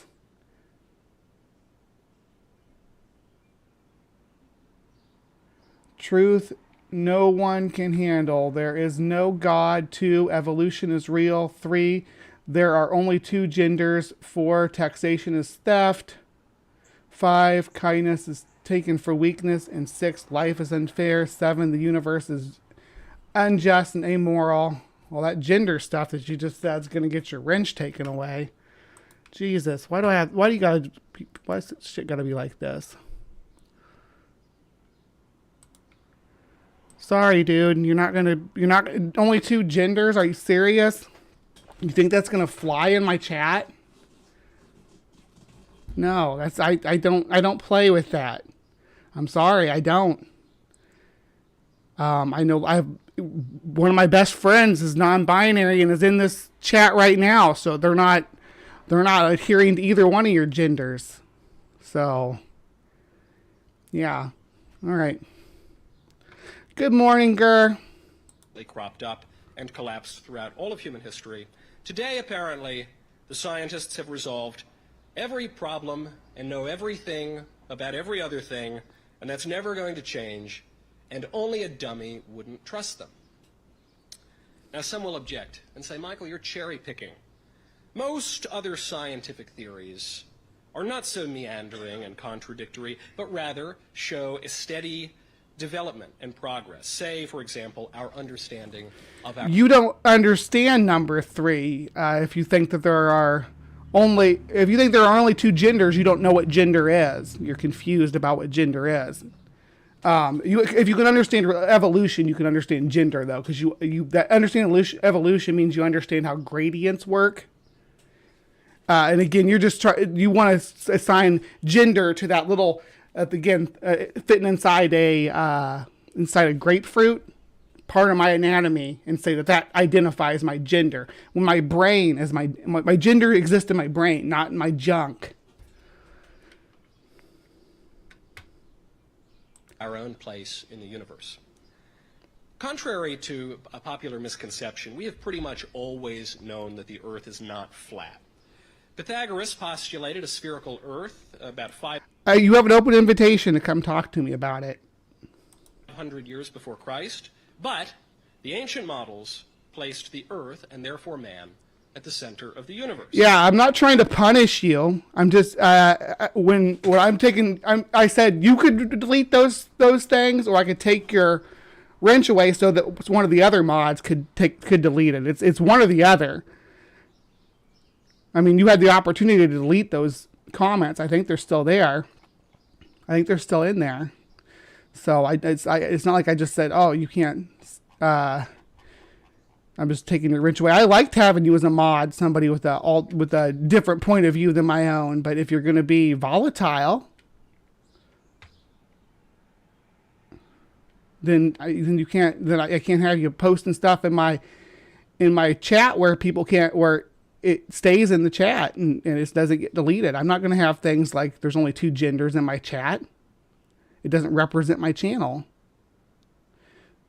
In the 2nd century AD, the astronomer Ptolemy observed that the planets don't appear to orbit the Earth in perfect circles. Some planets, in fact, like Mars, seem to go backwards sometimes before they go forward.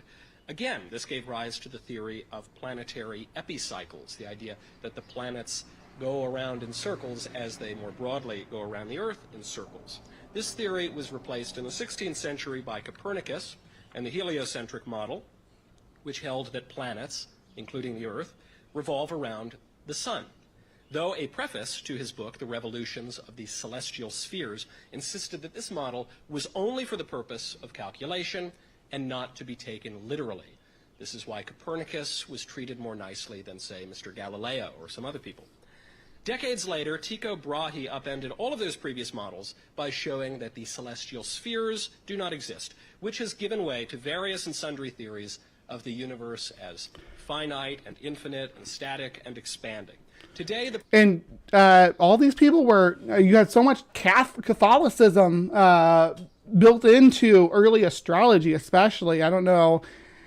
People deny it. Is he going to start denying that science as well? That we've made new advancements in the way we understand how the mechanics of the universe? He's going to be like, oh, they were wrong. The predominant view is known as the Big Bang, which was observed by Father George Lemaitre, though present-day liberals who are unsatisfied with a theory that corresponds so well with the Christian account of creation have theorized, with no evidence whatsoever, that we're all living in a multiverse or a simulation or a video game or I don't know, whatever.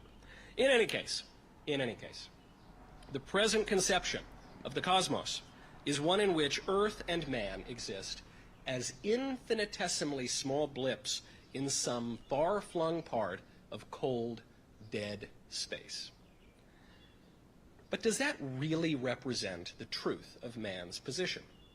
In a physical sense, perhaps, man is not the center of the universe. But in a deeper sense, man is, in fact, the center of the universe. Man is where the physical and the metaphysical realms meet. That is not just some flight of fancy.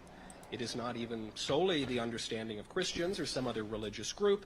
It is, in fact, just a simple fact, accepted It's philosophy, I think, is the word he's looking for. by all people, without which none of us could do any of the things that we do every day. We all know and behave as though, whether we want to admit it or not, man is both body and rational soul. No, we don't all agree. I don't agree that a soul is a thing. I don't agree that that's something that exists. Yeah.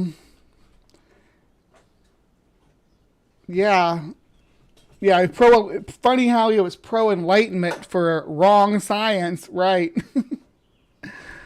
We learn we get things wrong, but as we move forward in time, the trend is to get more stuff right. We tend to. We can see this by our advancing technology, our advancing medical science, the fact that we live so much longer. But he wants to deny it, and as much as he wants to deny it, medicine is largely based on the theory of evolution. Modern medicine is built around the theory of understanding how different bacteria and viruses evolve, how the human body evolved. Understanding all of that stuff is what's foundational.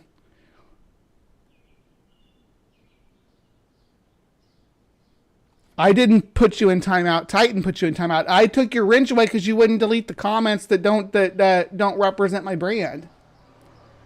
I don't do this during the show. If you want to have a conversation with me, I can drop you a Discord or whatever. But we're not going to do this in the side chat. But yeah, it's like Maya was saying. I said you can delete it, or I can take your wrench away so that other moderators can delete it. They can't delete it if I don't take your wrench away because you're a mod, and you can't delete that. So no, it's not a punishment.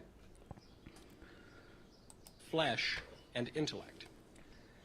Animals exist in body, but they don't have a rational soul. This is why we don't put cats on trial for scratching people. Ideas exist. I would do the same thing if you said that black people aren't humans or something along that line. I would tell you to delete it. And if you didn't, I would delete it for you. Or have one of my moderators delete it for you. Motivate much of our lives, if not most of our lives, but ideas do not have bodies. Dreams, joys, terrors, these things exist. Inside your brain. These are brain things. They do have bodies. It's called a brain. Angels, demons, these things are not real. Exist too, even though some people don't want to admit it. They aren't. You shouldn't be telling these kids that. Only angels and demons do not exist, and they definitely don't have bodies, unless you're talking about statues. In man do we see the meeting of these two realms. That is the reason that we and we alone in the world can even talk about such things. So, between the two conceptions of the universe that we've just discussed, the ancient view of man at the center of the cosmos and the modern scientific view of man as an inconsequential blip in some far-flung random region of emptiness, which is the more accurate representation of reality? Which tells us more about the way things really are? This is the point in the discussion when one of my favorite words usually crops up, one of the most paradoxical words in the English language. Literally. I tend to agree. Well, Michael, it is literally true. That is, they mean it might be figuratively true that man is the center of the universe, but it is literally true that the Earth revolves around the Sun, in the Milky Way galaxy, in the Virgo supercluster, in the Laniakea supercluster, in the Pisces Cetus supercluster complex, which is located right in the middle of God only knows where. Nope, God's not real. But is that literally true? What does literally even mean? People tend to think of literal as meaning the opposite of metaphorical or symbolic. I actually think a literal is the opposite of figurative. But that literally cannot be true because literal refers to letters, which are symbols. Oh my gosh, this is the same argument that, remember that guy that came in when I was doing Cryptic Corner one time in the side chat and was like, cryptic means it's about writing. You can't talk about supernatural stuff and use the word cryptic. It's like cryptic means strange and unknown, sir. He's doing the same thing with the word literal. Not being cute or obtuse here. Well, I'm always being cute. I'm always trying to be cute. But I am not being obtuse. This is not just some trick of language or some glib observation. The fact that even literal has a That's true, Electric Monk. Angels and demons only exist in motorcycle clubs. symbolic meaning tells us something important about the nature of reality. This is not a novel use of the word. F. Scott Fitzgerald, James Joyce, Mark Twain, teenage girls, since time immemorial, have all used literally to mean figuratively. It is not an error, it's a crucial insight. It is the insight that nothing is without meaning. It's linguistics changing over time. I guess literal as a is used in one context as opposed to used in another. When you hear a teenage girl say, "I literally died," you know she's using literal to mean figuratively as an expression. Meaning. Modern medical science has led to many fine things. Longer life, better nutrition, better dentistry, I don't know. But they were wrong. But what about the stuff they were wrong about that they had to go through to get there? What about that, Michael? It's demonic, right? It has also etched into our minds a new representation of man as purely physical, at the very least fundamentally physical, a machine to be poked and prodded and tuned up. We reflect this in our language. We no longer get excited. We just feel a rush of adrenaline. We no longer feel happy. We get a hit of dopamine. We no longer feel sad or blue or melancholic. Now we... You can still use those terms even though we understand the chemistry and the bioelectric impulses and things behind them. Doesn't mean you can't use them. Have a chemical imbalance, which is a scientific representation, by the way, that has just recently completely fallen apart, even as... Oh, we were wrong about something. Here's one of those things we were wrong about. Oh no, let's turn over the whole system. Representation. But that's how we talk. Modern that was one paper that said, hey, this chemical imbalance thing that we always treating these people for, this isn't actually treating it. It's only treating the symptoms and not the cause. That's what that's what that paper came down to, that giving people SSRIs and things like that treat the cause and not the symptoms. Or, sorry, treats the symptoms and not the cause. I had to say that completely backwards.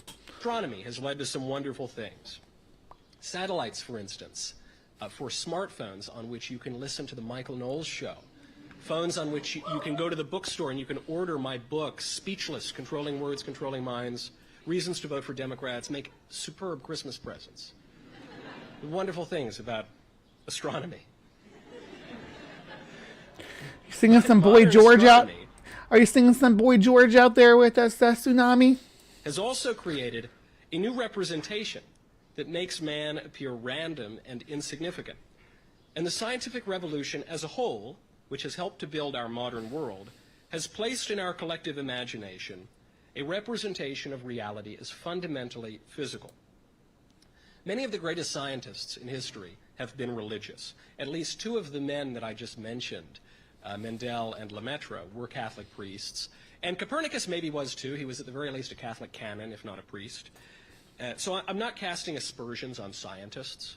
Other than Dr. Fauci, I am casting many aspersions on Dr. Fauci. But what the hell did Fauci do to piss these people off so much? I never got it. It's just the COVID thing, right? They're just mad that they had to lock down. That they're just mad that they had to wear masks and wash their hands. But on the other scientists, I'm really not. But our modern conception of reality as fundamentally physical... Buy my DVDs. ...is not the result of some nefarious scientist. It is a feature, not a bug, of the whole scientific revolution, which necessarily considers the world only as physical. The philosopher Owen Barfield predicted all of this half a century... I understand metaphysical. Numbers are metaphysical, for instance. Like, as they exist without any representation, numbers are metaphysical. But not in the way that you seem to think they are. A century ago, in his book, Saving the Appearances, Barfield saw that the scientific worldview, left unchecked, would eventually eliminate all meaning and all coherence from the cosmos. He saw that it would lose its grip on any principle of unity pervading nature as a whole and the knowledge of nature, that it would give rise to the hypothesis of chance, randomness, creeping from the theory of evolution into the theory of the physical foundation of the Earth itself, and still worse, cause an increasing fragmentation of science. Quote, pigeonholed knowledge by individuals of fragmentation of science. More about less and less, which, if persisted indefinitely, can only lead mankind to a sort of idiocy, in which the breakdown of meaning will mean that there will be no means of communication between one intelligence and another. Does that sound familiar? It sounds to me like Owen Barfield got in a time machine and described the year 2022, where the sciences have become absurd and words no longer seem to have any meaning. What science is absurd? What's the science that's absurd, my good man? We can no longer even agree on the meaning of the word woman. A Supreme Court justice. Yeah, we can. Woman is an identity. Generally, adult human female is fine for most situations. However, trans women exist, such as myself, and non-binary women actually do exist as well. There are non-binary women in the world. Sorry to burst anybody's bubble about that, but yeah. So there's a lot of there's other subcategories of women too. There's black women. There's white women. There's Melanesian women. There's women that are postmenopausal. There are, yeah, it's just, there's a whole bunch of different subcategories of woman, but generally adult human female fits the bill, for most of them. Now, adult is depending on what culture you're in is when the adult is, when you're an adult. Some women aren't adults until they have a child. So some women that we would consider women in this country wouldn't be considered a woman in another country because they hadn't had a child. They'd still be a girl. A lot of different subcategories there. Human, obviously, right now we're the only species of humans still kicking around on the planet. But once upon a time, there were more species of humans that could also be adults and interbreed with us. So they would have been like Neanderthal women. There would have been, I would even go as far as to say, Homo habilis women, Australopithecine women, maybe. I don't know. Would you call an Australopithecine a woman?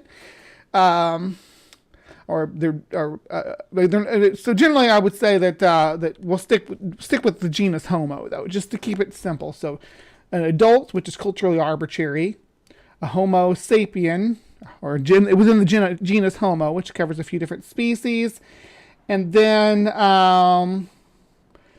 female. Now, female's a fun one because that's where we get into the broader spectrum here, because there's people that have phenotypic expressions which are female, like myself, but reproductive systems that are male. There are people who are born with different chromosome alignments or alignments with their chromosomes that don't match up with the bodily expression. Some people have had organs removed, the reproductive system completely removed. There's a lot of factors that come into play here. But generally we all know what's referenced to as a woman within the culture that we live in. It's not confusing. They want to pretend it's confusing because they pretend that they've, before this, we went around and looked down everybody's pants before we decided whether they were a male or whether they were a woman or a man. That's never been normal. This is like a new right-wing movement to make it so, hey, your gender that we're going to treat you as within society is based on what you got in your trousers. So drop your britches and let's have a look. That's what they want. I don't get it. It's gross. It's creepy, especially because they want to do it to children. I'm using their own poison against them. Think of the children. But those are the people that are there wanting to do this. Oh, you want to play sports on this? You want to play sports on this team?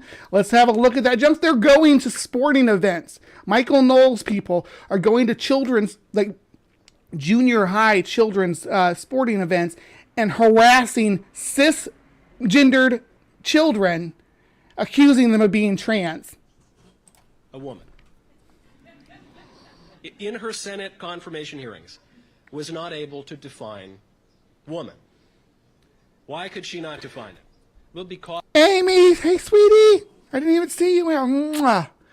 Amy Newman, subscribe to Amy Newman. Do I have a command to say Amy Newman? Yes, I do. I do. It is...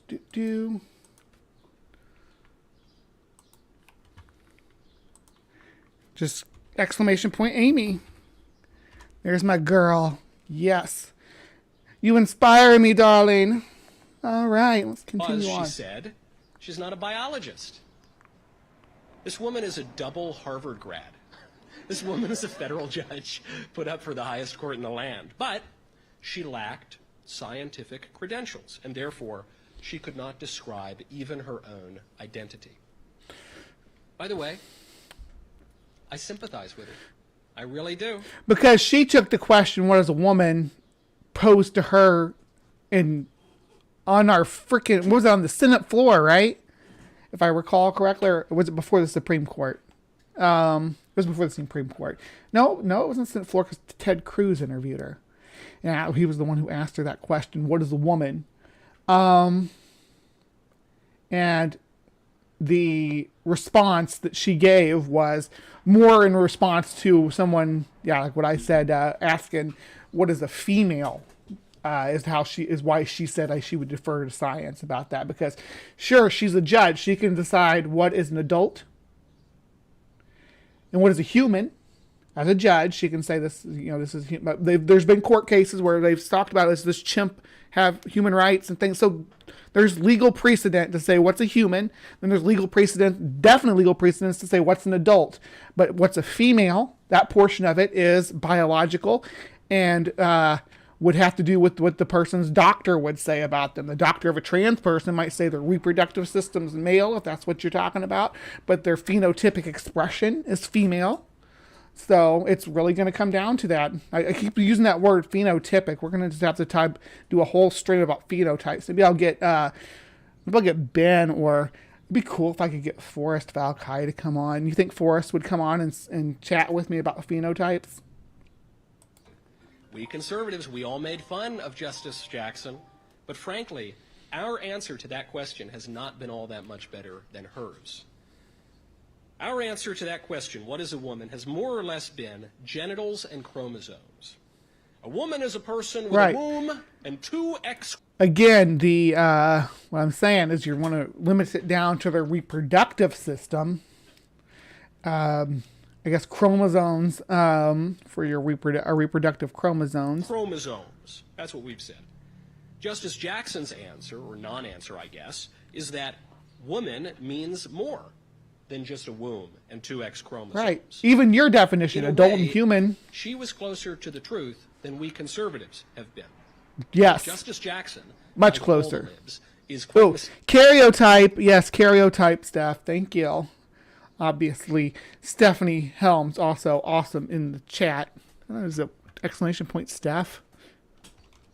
Or Helms. I don't remember what commands I put. Mistaken if she believes that some hulking man in a miniskirt can actually be a woman. But she is quite right to acknowledge that women are more than their chromosomes. Ironically, when conservatives define women in that purely physical way, we accept the very soul-denying scientism that the libs have peddled to get us into this mess of meaninglessness. I do deny the existence of a soul. I ask you for evidence. Evidence of the soul, please, Mr. Knowles. In the first place. When I was a kid, I was taught that girls are made of sugar and spice and everything nice. Today, a serious question to trans women out there. I am a trans woman. Do you have objections to being referred to as a trans woman and not a woman? No. I don't have a trans woman. I don't have a problem with that. I am a trans woman. I don't hide it. I wear it like around my neck. So I wear this necklace everywhere I go, mostly because I want to signal to other trans people and other queer people in general that I'm a safe person to be around. Because I live in a rural area where outing yourself can be problematic. But I'm not afraid for my own life. I'm more concerned about the life of the queer people that are going to come after me. So, yeah. Libs.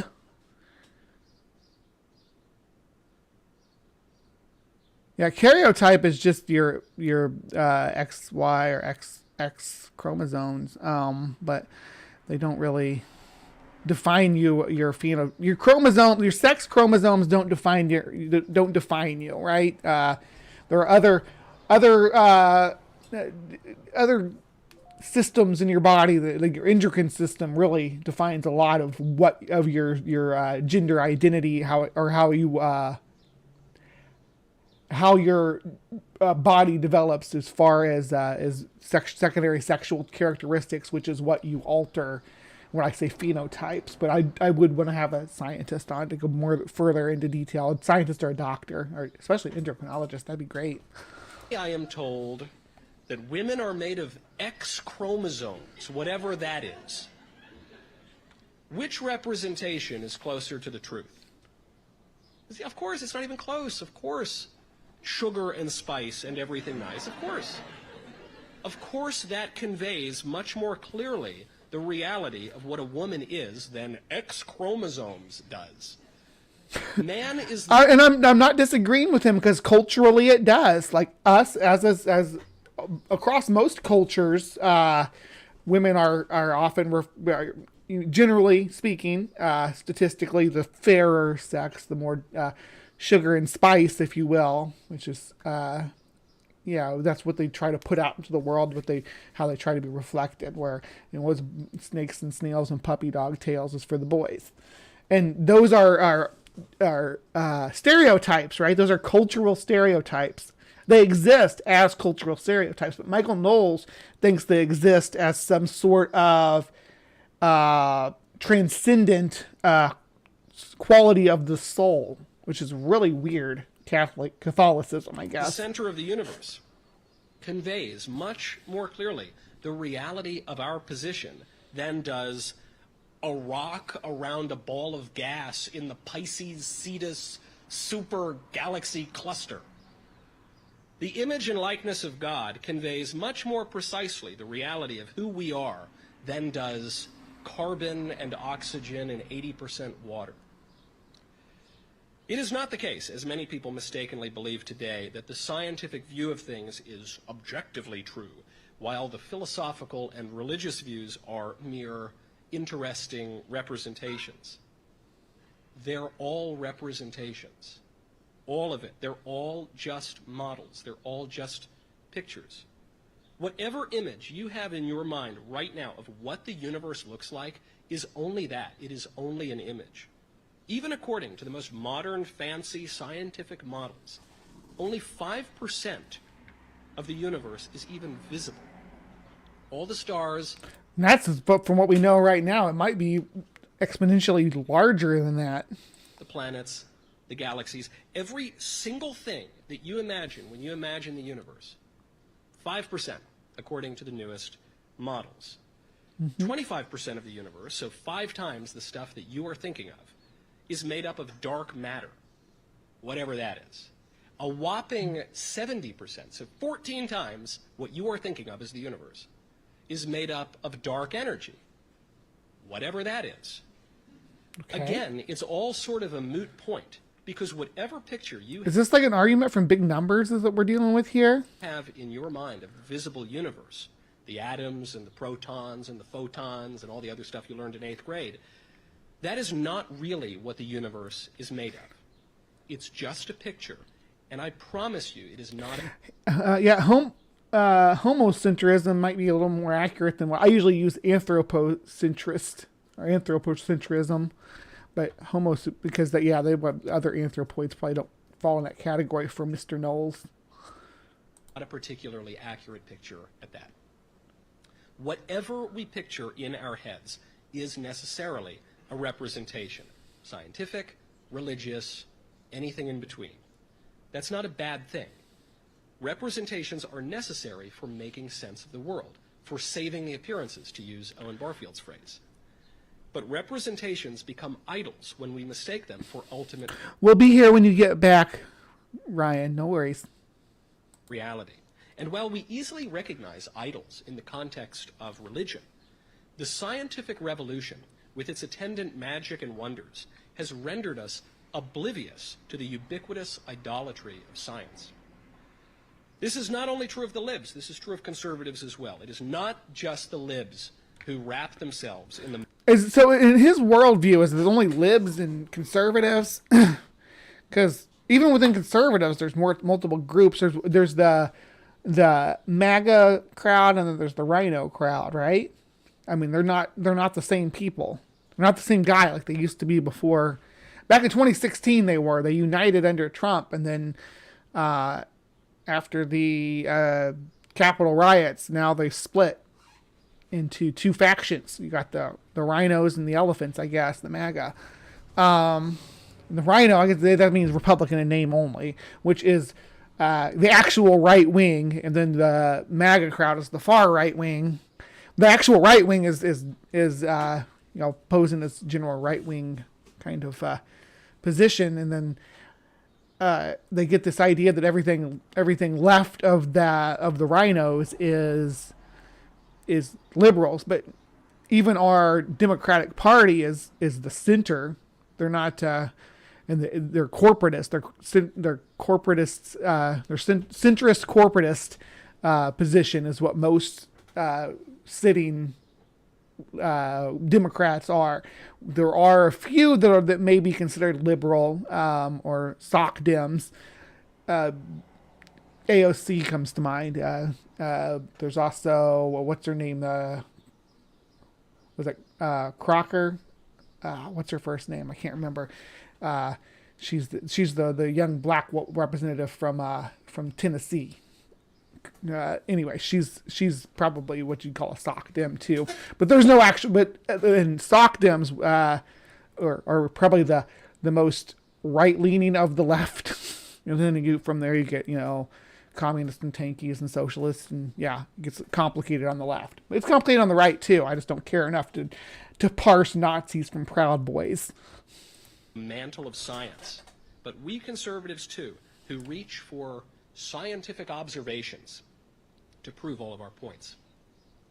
When conservatives object to transgenderism, it is not usually on the basis of... It's not transgenderism. Transgenderism isn't a thing. There's transgender people.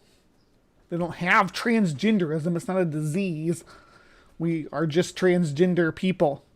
The complementarity of the sexes. Stacey Abrams, there you go. The basis of I'd vote for Stacey Abrams over Biden.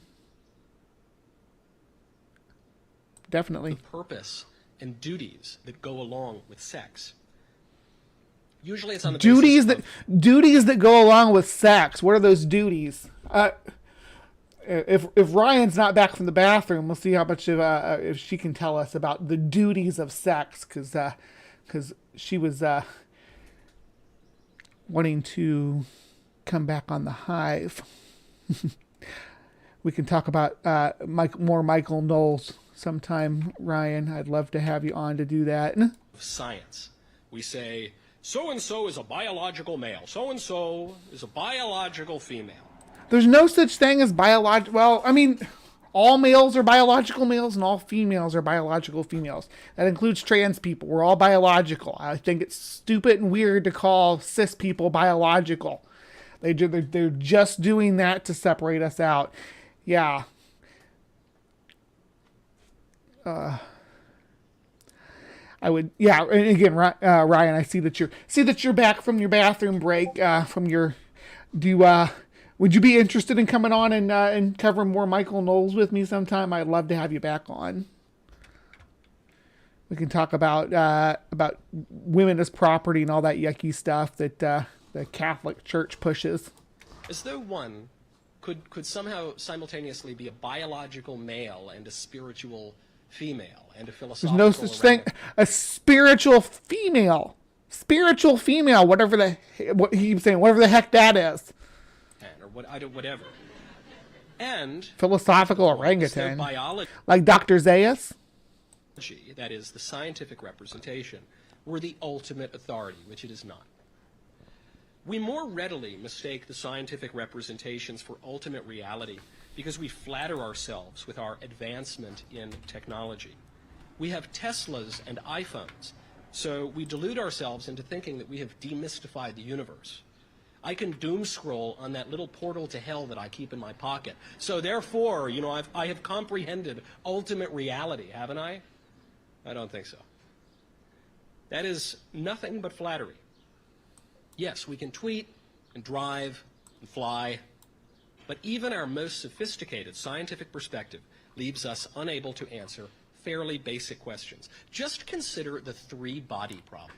I've always loved the three-body problem. Say you've got three bodies. You got the sun, the moon, and the earth. I think he's talking about parallax here. Trigonometry is hard, my dude. Position and velocity of all three bodies. It should be very simple to know the subsequent motion of those bodies, right? Because we're really smart and we have iPhones and Teslas and we're so scientific, right?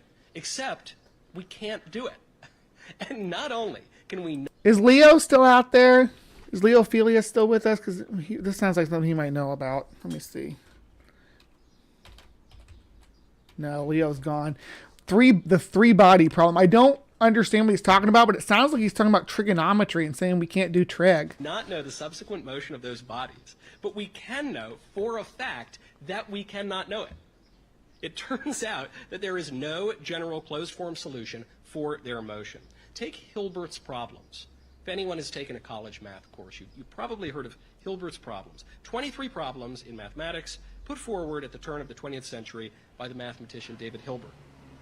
122 years later, not only do many of the questions remain unresolved or only partially resolved, but in fact the first two, the continuum hypothesis and the consistency of the axioms of arithmetic, have been proven to be impossible to prove. Why do I mention this? Is it to discourse on Gödel and Cantor and all the other mathematicians whose work I don't understand? Does that include Gödel's incompleteness theorem? Does Michael Knowles know about Gödel's incompleteness theorem? I doubt it. At all? No, it certainly is not. Rather, it is to point out the severe limitations of human knowledge. Not just what we... It's funny because the problem he was just talking about sounded more like Gödel's incompleteness theorem than it did anything to do with trig, but he said three bodies. I don't know where that came from. Don't know.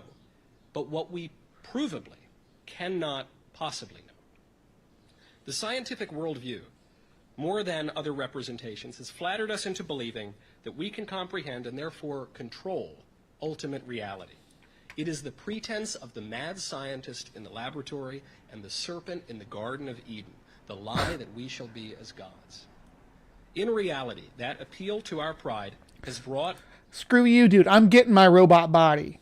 So I'm going to get a full-blown robot body. I'm going to be a head in a glass container like on Futurama, right? There'll be the dome over my head. My head will be in there. I'll have my kick-ass robot body with big old robot boobies. Yep. It's going to happen. Fun technological trinkets, overwhelming disenchantment and confusion about who we are, about what we are for, about what is a man, about what is a woman. The scientific liberals... You think Matt Walsh is pissed about him stealing his thunder with this what is a woman stuff? Call us ignorant. We are. We are ignorant, though perhaps not quite so ignorant as they, if at least we know it and can admit it. They call us anti-science. Thank you, Steph. It's a Newtonian gravity theory. Yeah, okay. Fine by me. It is good to see that the earth revolves around the sun. It is better to see the love that moves the sun and the other stars. Thank you very much.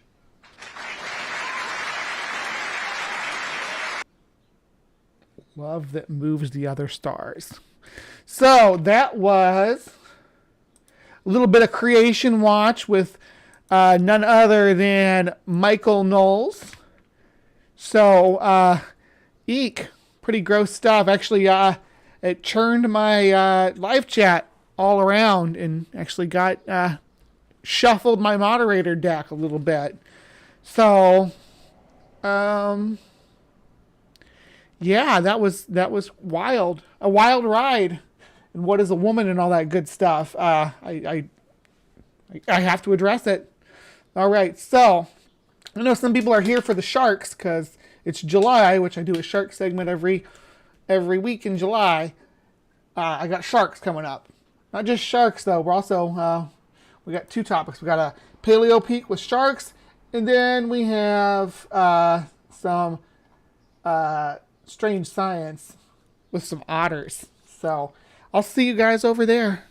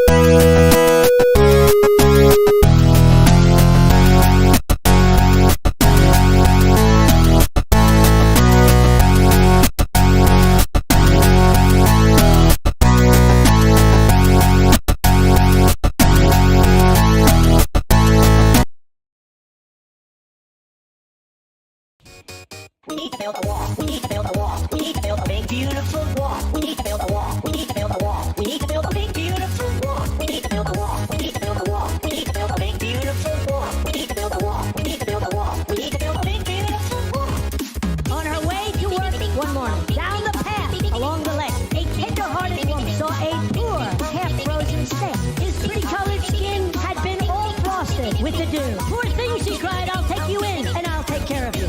We need to build a wall. We need to build a wall. We need to build a big, beautiful wall. We need to build a wall. We need to build a wall. We need to build a big, beautiful wall. We need to build a wall. We need to build a wall. We need to build a big, beautiful wall. We need to build a wall. We need to build a wall. We need to build a big, beautiful wall.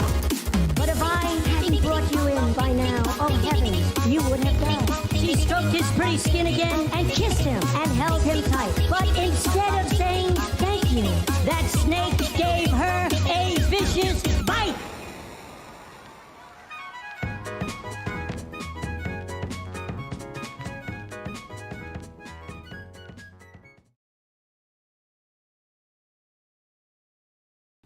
Hello and welcome to HiveScience. It's good to see everybody here tonight. We have some good stuff coming at you, and thank you to my amazing live from, what are y'all over here? Yeah, on this one, you're over here. Live from the Hive side chat. These amazing folks who join us every Saturday morning to hang out and watch us do some CryptoCorner and Creation Watch, and then finally break it down with some HiveSci. And today's HiveSci is a paleo peak. So let's dive right in to the ethical controversy that swirls around shark fossils from Mexico. About 90 million years ago, an unusual shark cruised the shallow seas, covering what is now Vallecillo in the Mexican state of Nuevo Leon. After the animal died, conditions on the seafloor were just right to preserve its soft tissue and long wing-like fins. Described last month in Science, the shark's name, Aquilolama milaracea, made headlines around the world for its surprising similarity to today's plankton-eating manta rays. But for some paleontologists, the publication by a team of mostly European scientists also raised a thorny question about the roles of private collections in their field and the lingering scientific colonialism. The paper originally said the specimen was purchased by a collector, which is illegal under Mexican law. A public museum founded by the collector, where the fossil was said to be accessible for study by other researchers, is not scheduled to open until later this year. That could mean that other scientists can't know what the author described is true or not, said Omar Reginaldo Fernandez, an independent paleontologist based in the United Kingdom who first raised concerns about the newspaper on Twitter. My lash is coming off. Dang it. There we go. Still coming off. Stay on. That happens from time to time. It's too hot in here. I probably need to turn the air conditioner up. I like it kind of warm though. That could mean other scientists can't know if what the author described is true or not. Yeah, we already read that. A publication with Mexican material is always gratifying, says Felisa Aguilera Riano, a paleontologist of the National Institute of Anthropology and History, the federal agency that oversees paleontological research in Mexico.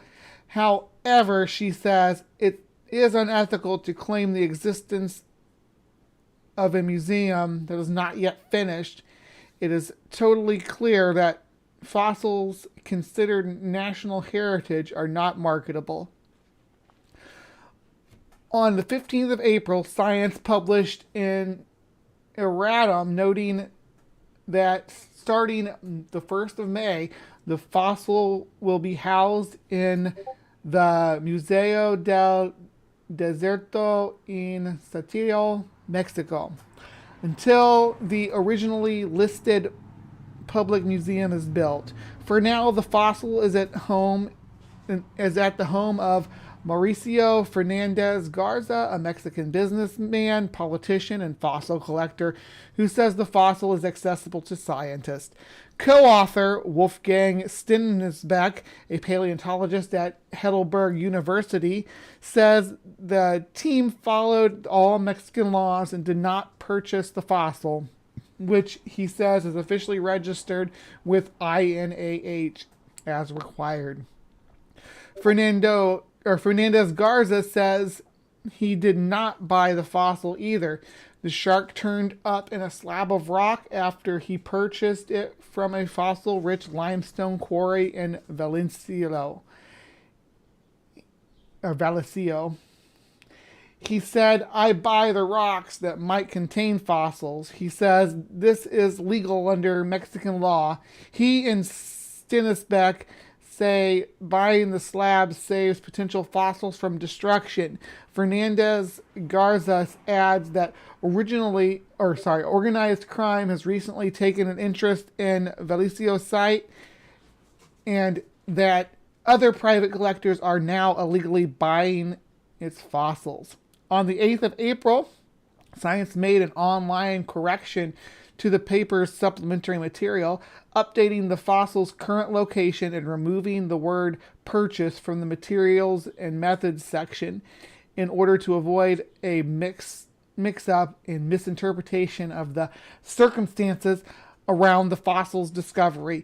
We removed the word purchased, which as we know now, caused unexpected problems, Stinsbeck wrote in an email. Local preparators Margarito Gonzalez, the only Mexican co-author on the paper, cleaned and prepared the fossil. Fernandez Garza then allowed Stinsbeck and his team to study it in 2018. We obeyed all legislation in Mexico, Stinsbeck says. Aguilera Arellano felt that the original paper gave false impression that buying fossils in Mexico is legal. We know fossil trade exists, unfortunately, but she says, but we're trying to mitigate these actions. For paleobiologist Nusanaba Raja Skoob of the Frederick Alexander University of Erlangen, Nuremberg, hopefully I said that right, buying slabs from a quarry known for fossils seems to be the exploitation of a legal loophole, she adds. As part of the review process, the journal should already be asking these questions about provenance. Sasha Viganieri, a deputy editor at Science, wrote in an email that editors are proactive in asking authors to meet requirements pertaining to legality and ethical use for all paleobiological papers. INAH has other concerns. Aguilera Arellano says the author, she says, failed to comply with INAH's protocol of describing a holotype specimen, defining a new species. Holotypes should be stored in scientific public collections, she said, but the fossil is registered to Fernandez Garza's private collection. INAH's Paleontological Council says it plans to write to Science with its concerns. Stinisbeck agrees that holotypes must be stored in public access and says the new arrangements fulfill this or that requirement. When the paper was submitted, he said the fossil was destined for La Milaraca Museum, a public museum, then scheduled to open at the end of 2020 in time for the publication. The museum is meant to be a replica of Fernandez Garza's mansion and will house only a couple of fossils from his private collection, according to Fernandez Garza.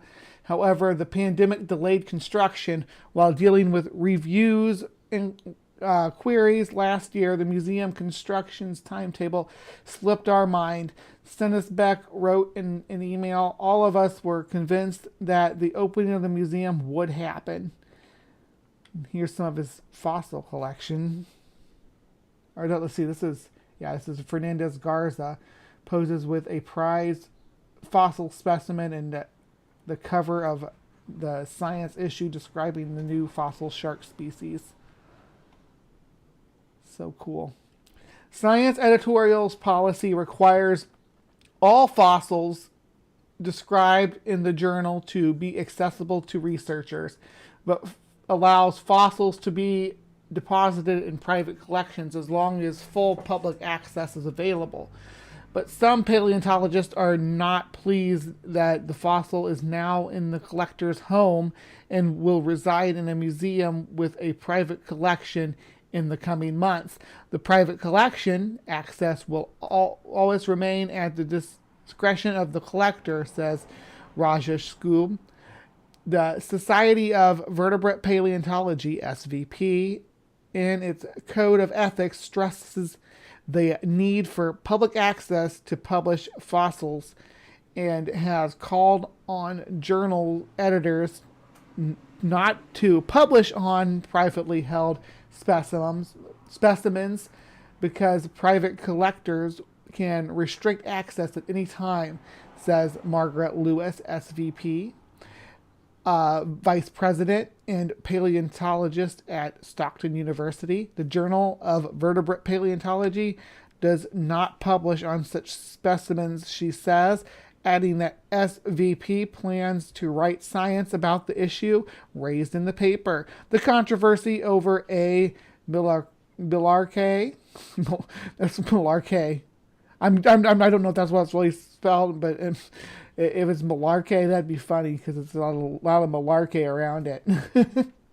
At the moment, when paleontologists are pushing to eliminate the remnants of colonial practices, an issue that inflames the debate over the paper.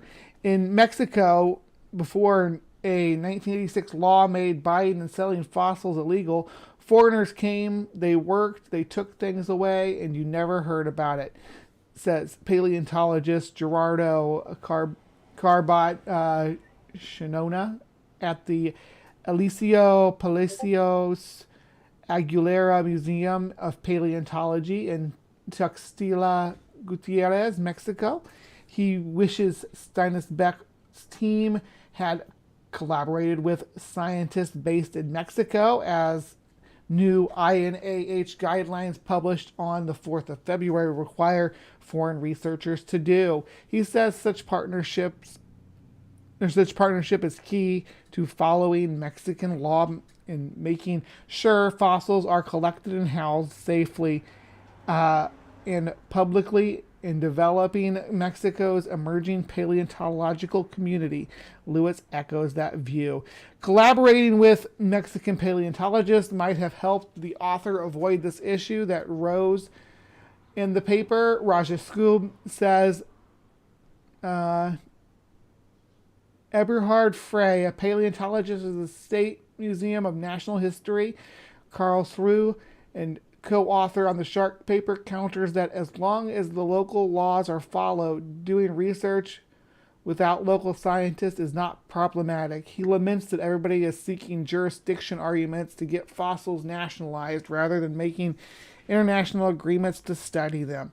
In Mexico, paleontologists say the paper has served as a wake-up call. It's time to review ethical codes again, Aguilera Arellano says.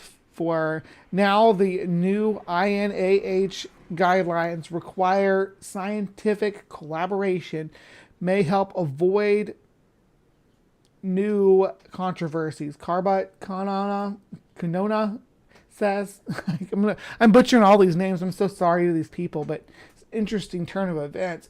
We are not closing the door to foreigners, but we do want them to be regulated in some way. Yeah, so that was some controversy in the fossil collection industry. So, interesting turn of events there, huh? All right, so let's see what we have next, because I am not quite done with my live from the hive this morning. I swear to God, this lash is going to drive me crazy. But that was, the controversy. So thank you for sticking around for Paleo Peak. And yeah, now we are going to move right along into some strange science. We're going to go to IFL Science. Surfboard stealing otters are now on the run from the wildlife officials.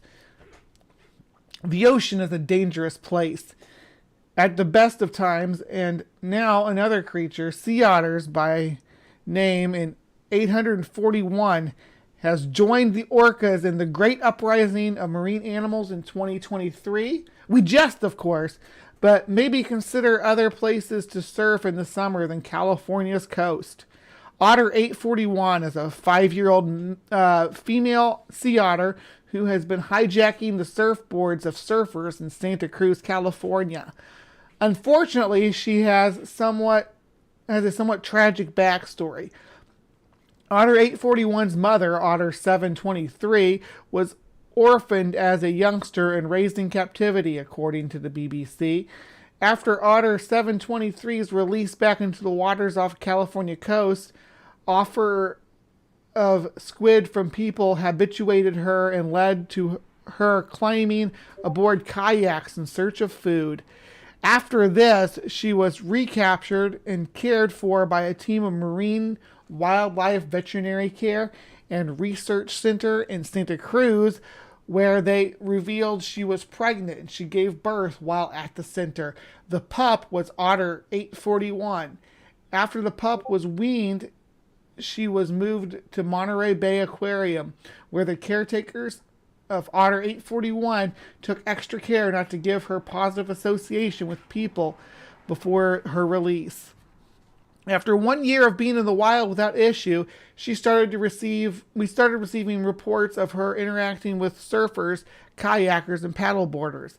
Jessica Fuji, sea otter program manager at Monterey Bay Aquarium, told the New York Times, "We do not know why this started. We have no evidence that she was fed, but it has persisted in the summer for the last couple of years. Unfortunately, these negative interactions have progressed to aggressive surfboard stealing, as shown in the videos on social media taken by Mark Woodard, who has the Instagram account Native Santa Cruz.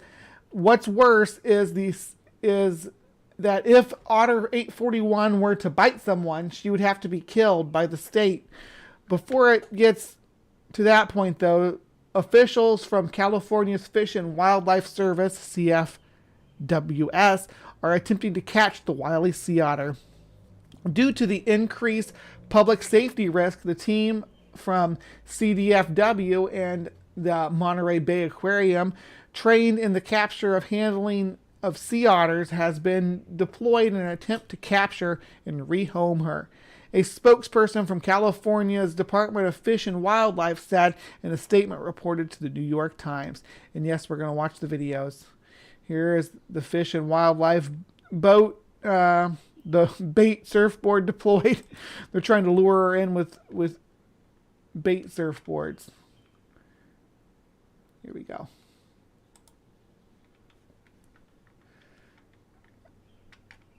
Is it stills?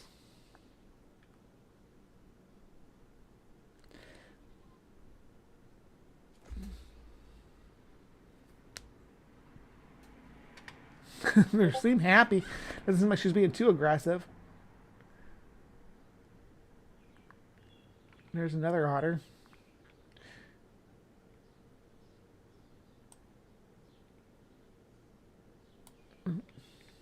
Hold on, I think there's a video. Let's see.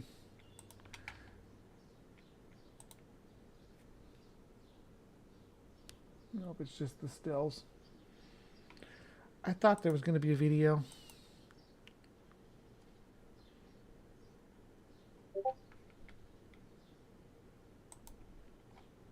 Oh, there is. Here it is. Yeah. The moment Sammy the Seal surfs into San Diego. I've never asked a seal surfing. Well, I was just doing my normal route, you know, looking for surfers to film. And I saw him on a board, and yeah, I'd say that's pretty unusual. On the second week when I observed his behavior, it felt like he was trying to catch the waves with the surfers. SeaWorld sent out teams several times to look at him, and it all comes down to he's a healthy seal. He's not in any type of danger or struggle, or, you know, he doesn't need any assistance from us. He just has a weird behavior. Seems like an awesome behavior to me. That's in San Diego.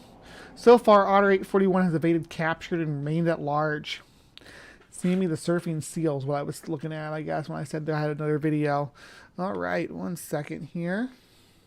Fix my lash again. I'm going to fix it for good once I wrap up here. But let me just say, thank you so much for sticking with me. Remember to be kind. Remember to take care. We'll see you next time. Much love from the Hive. Ha.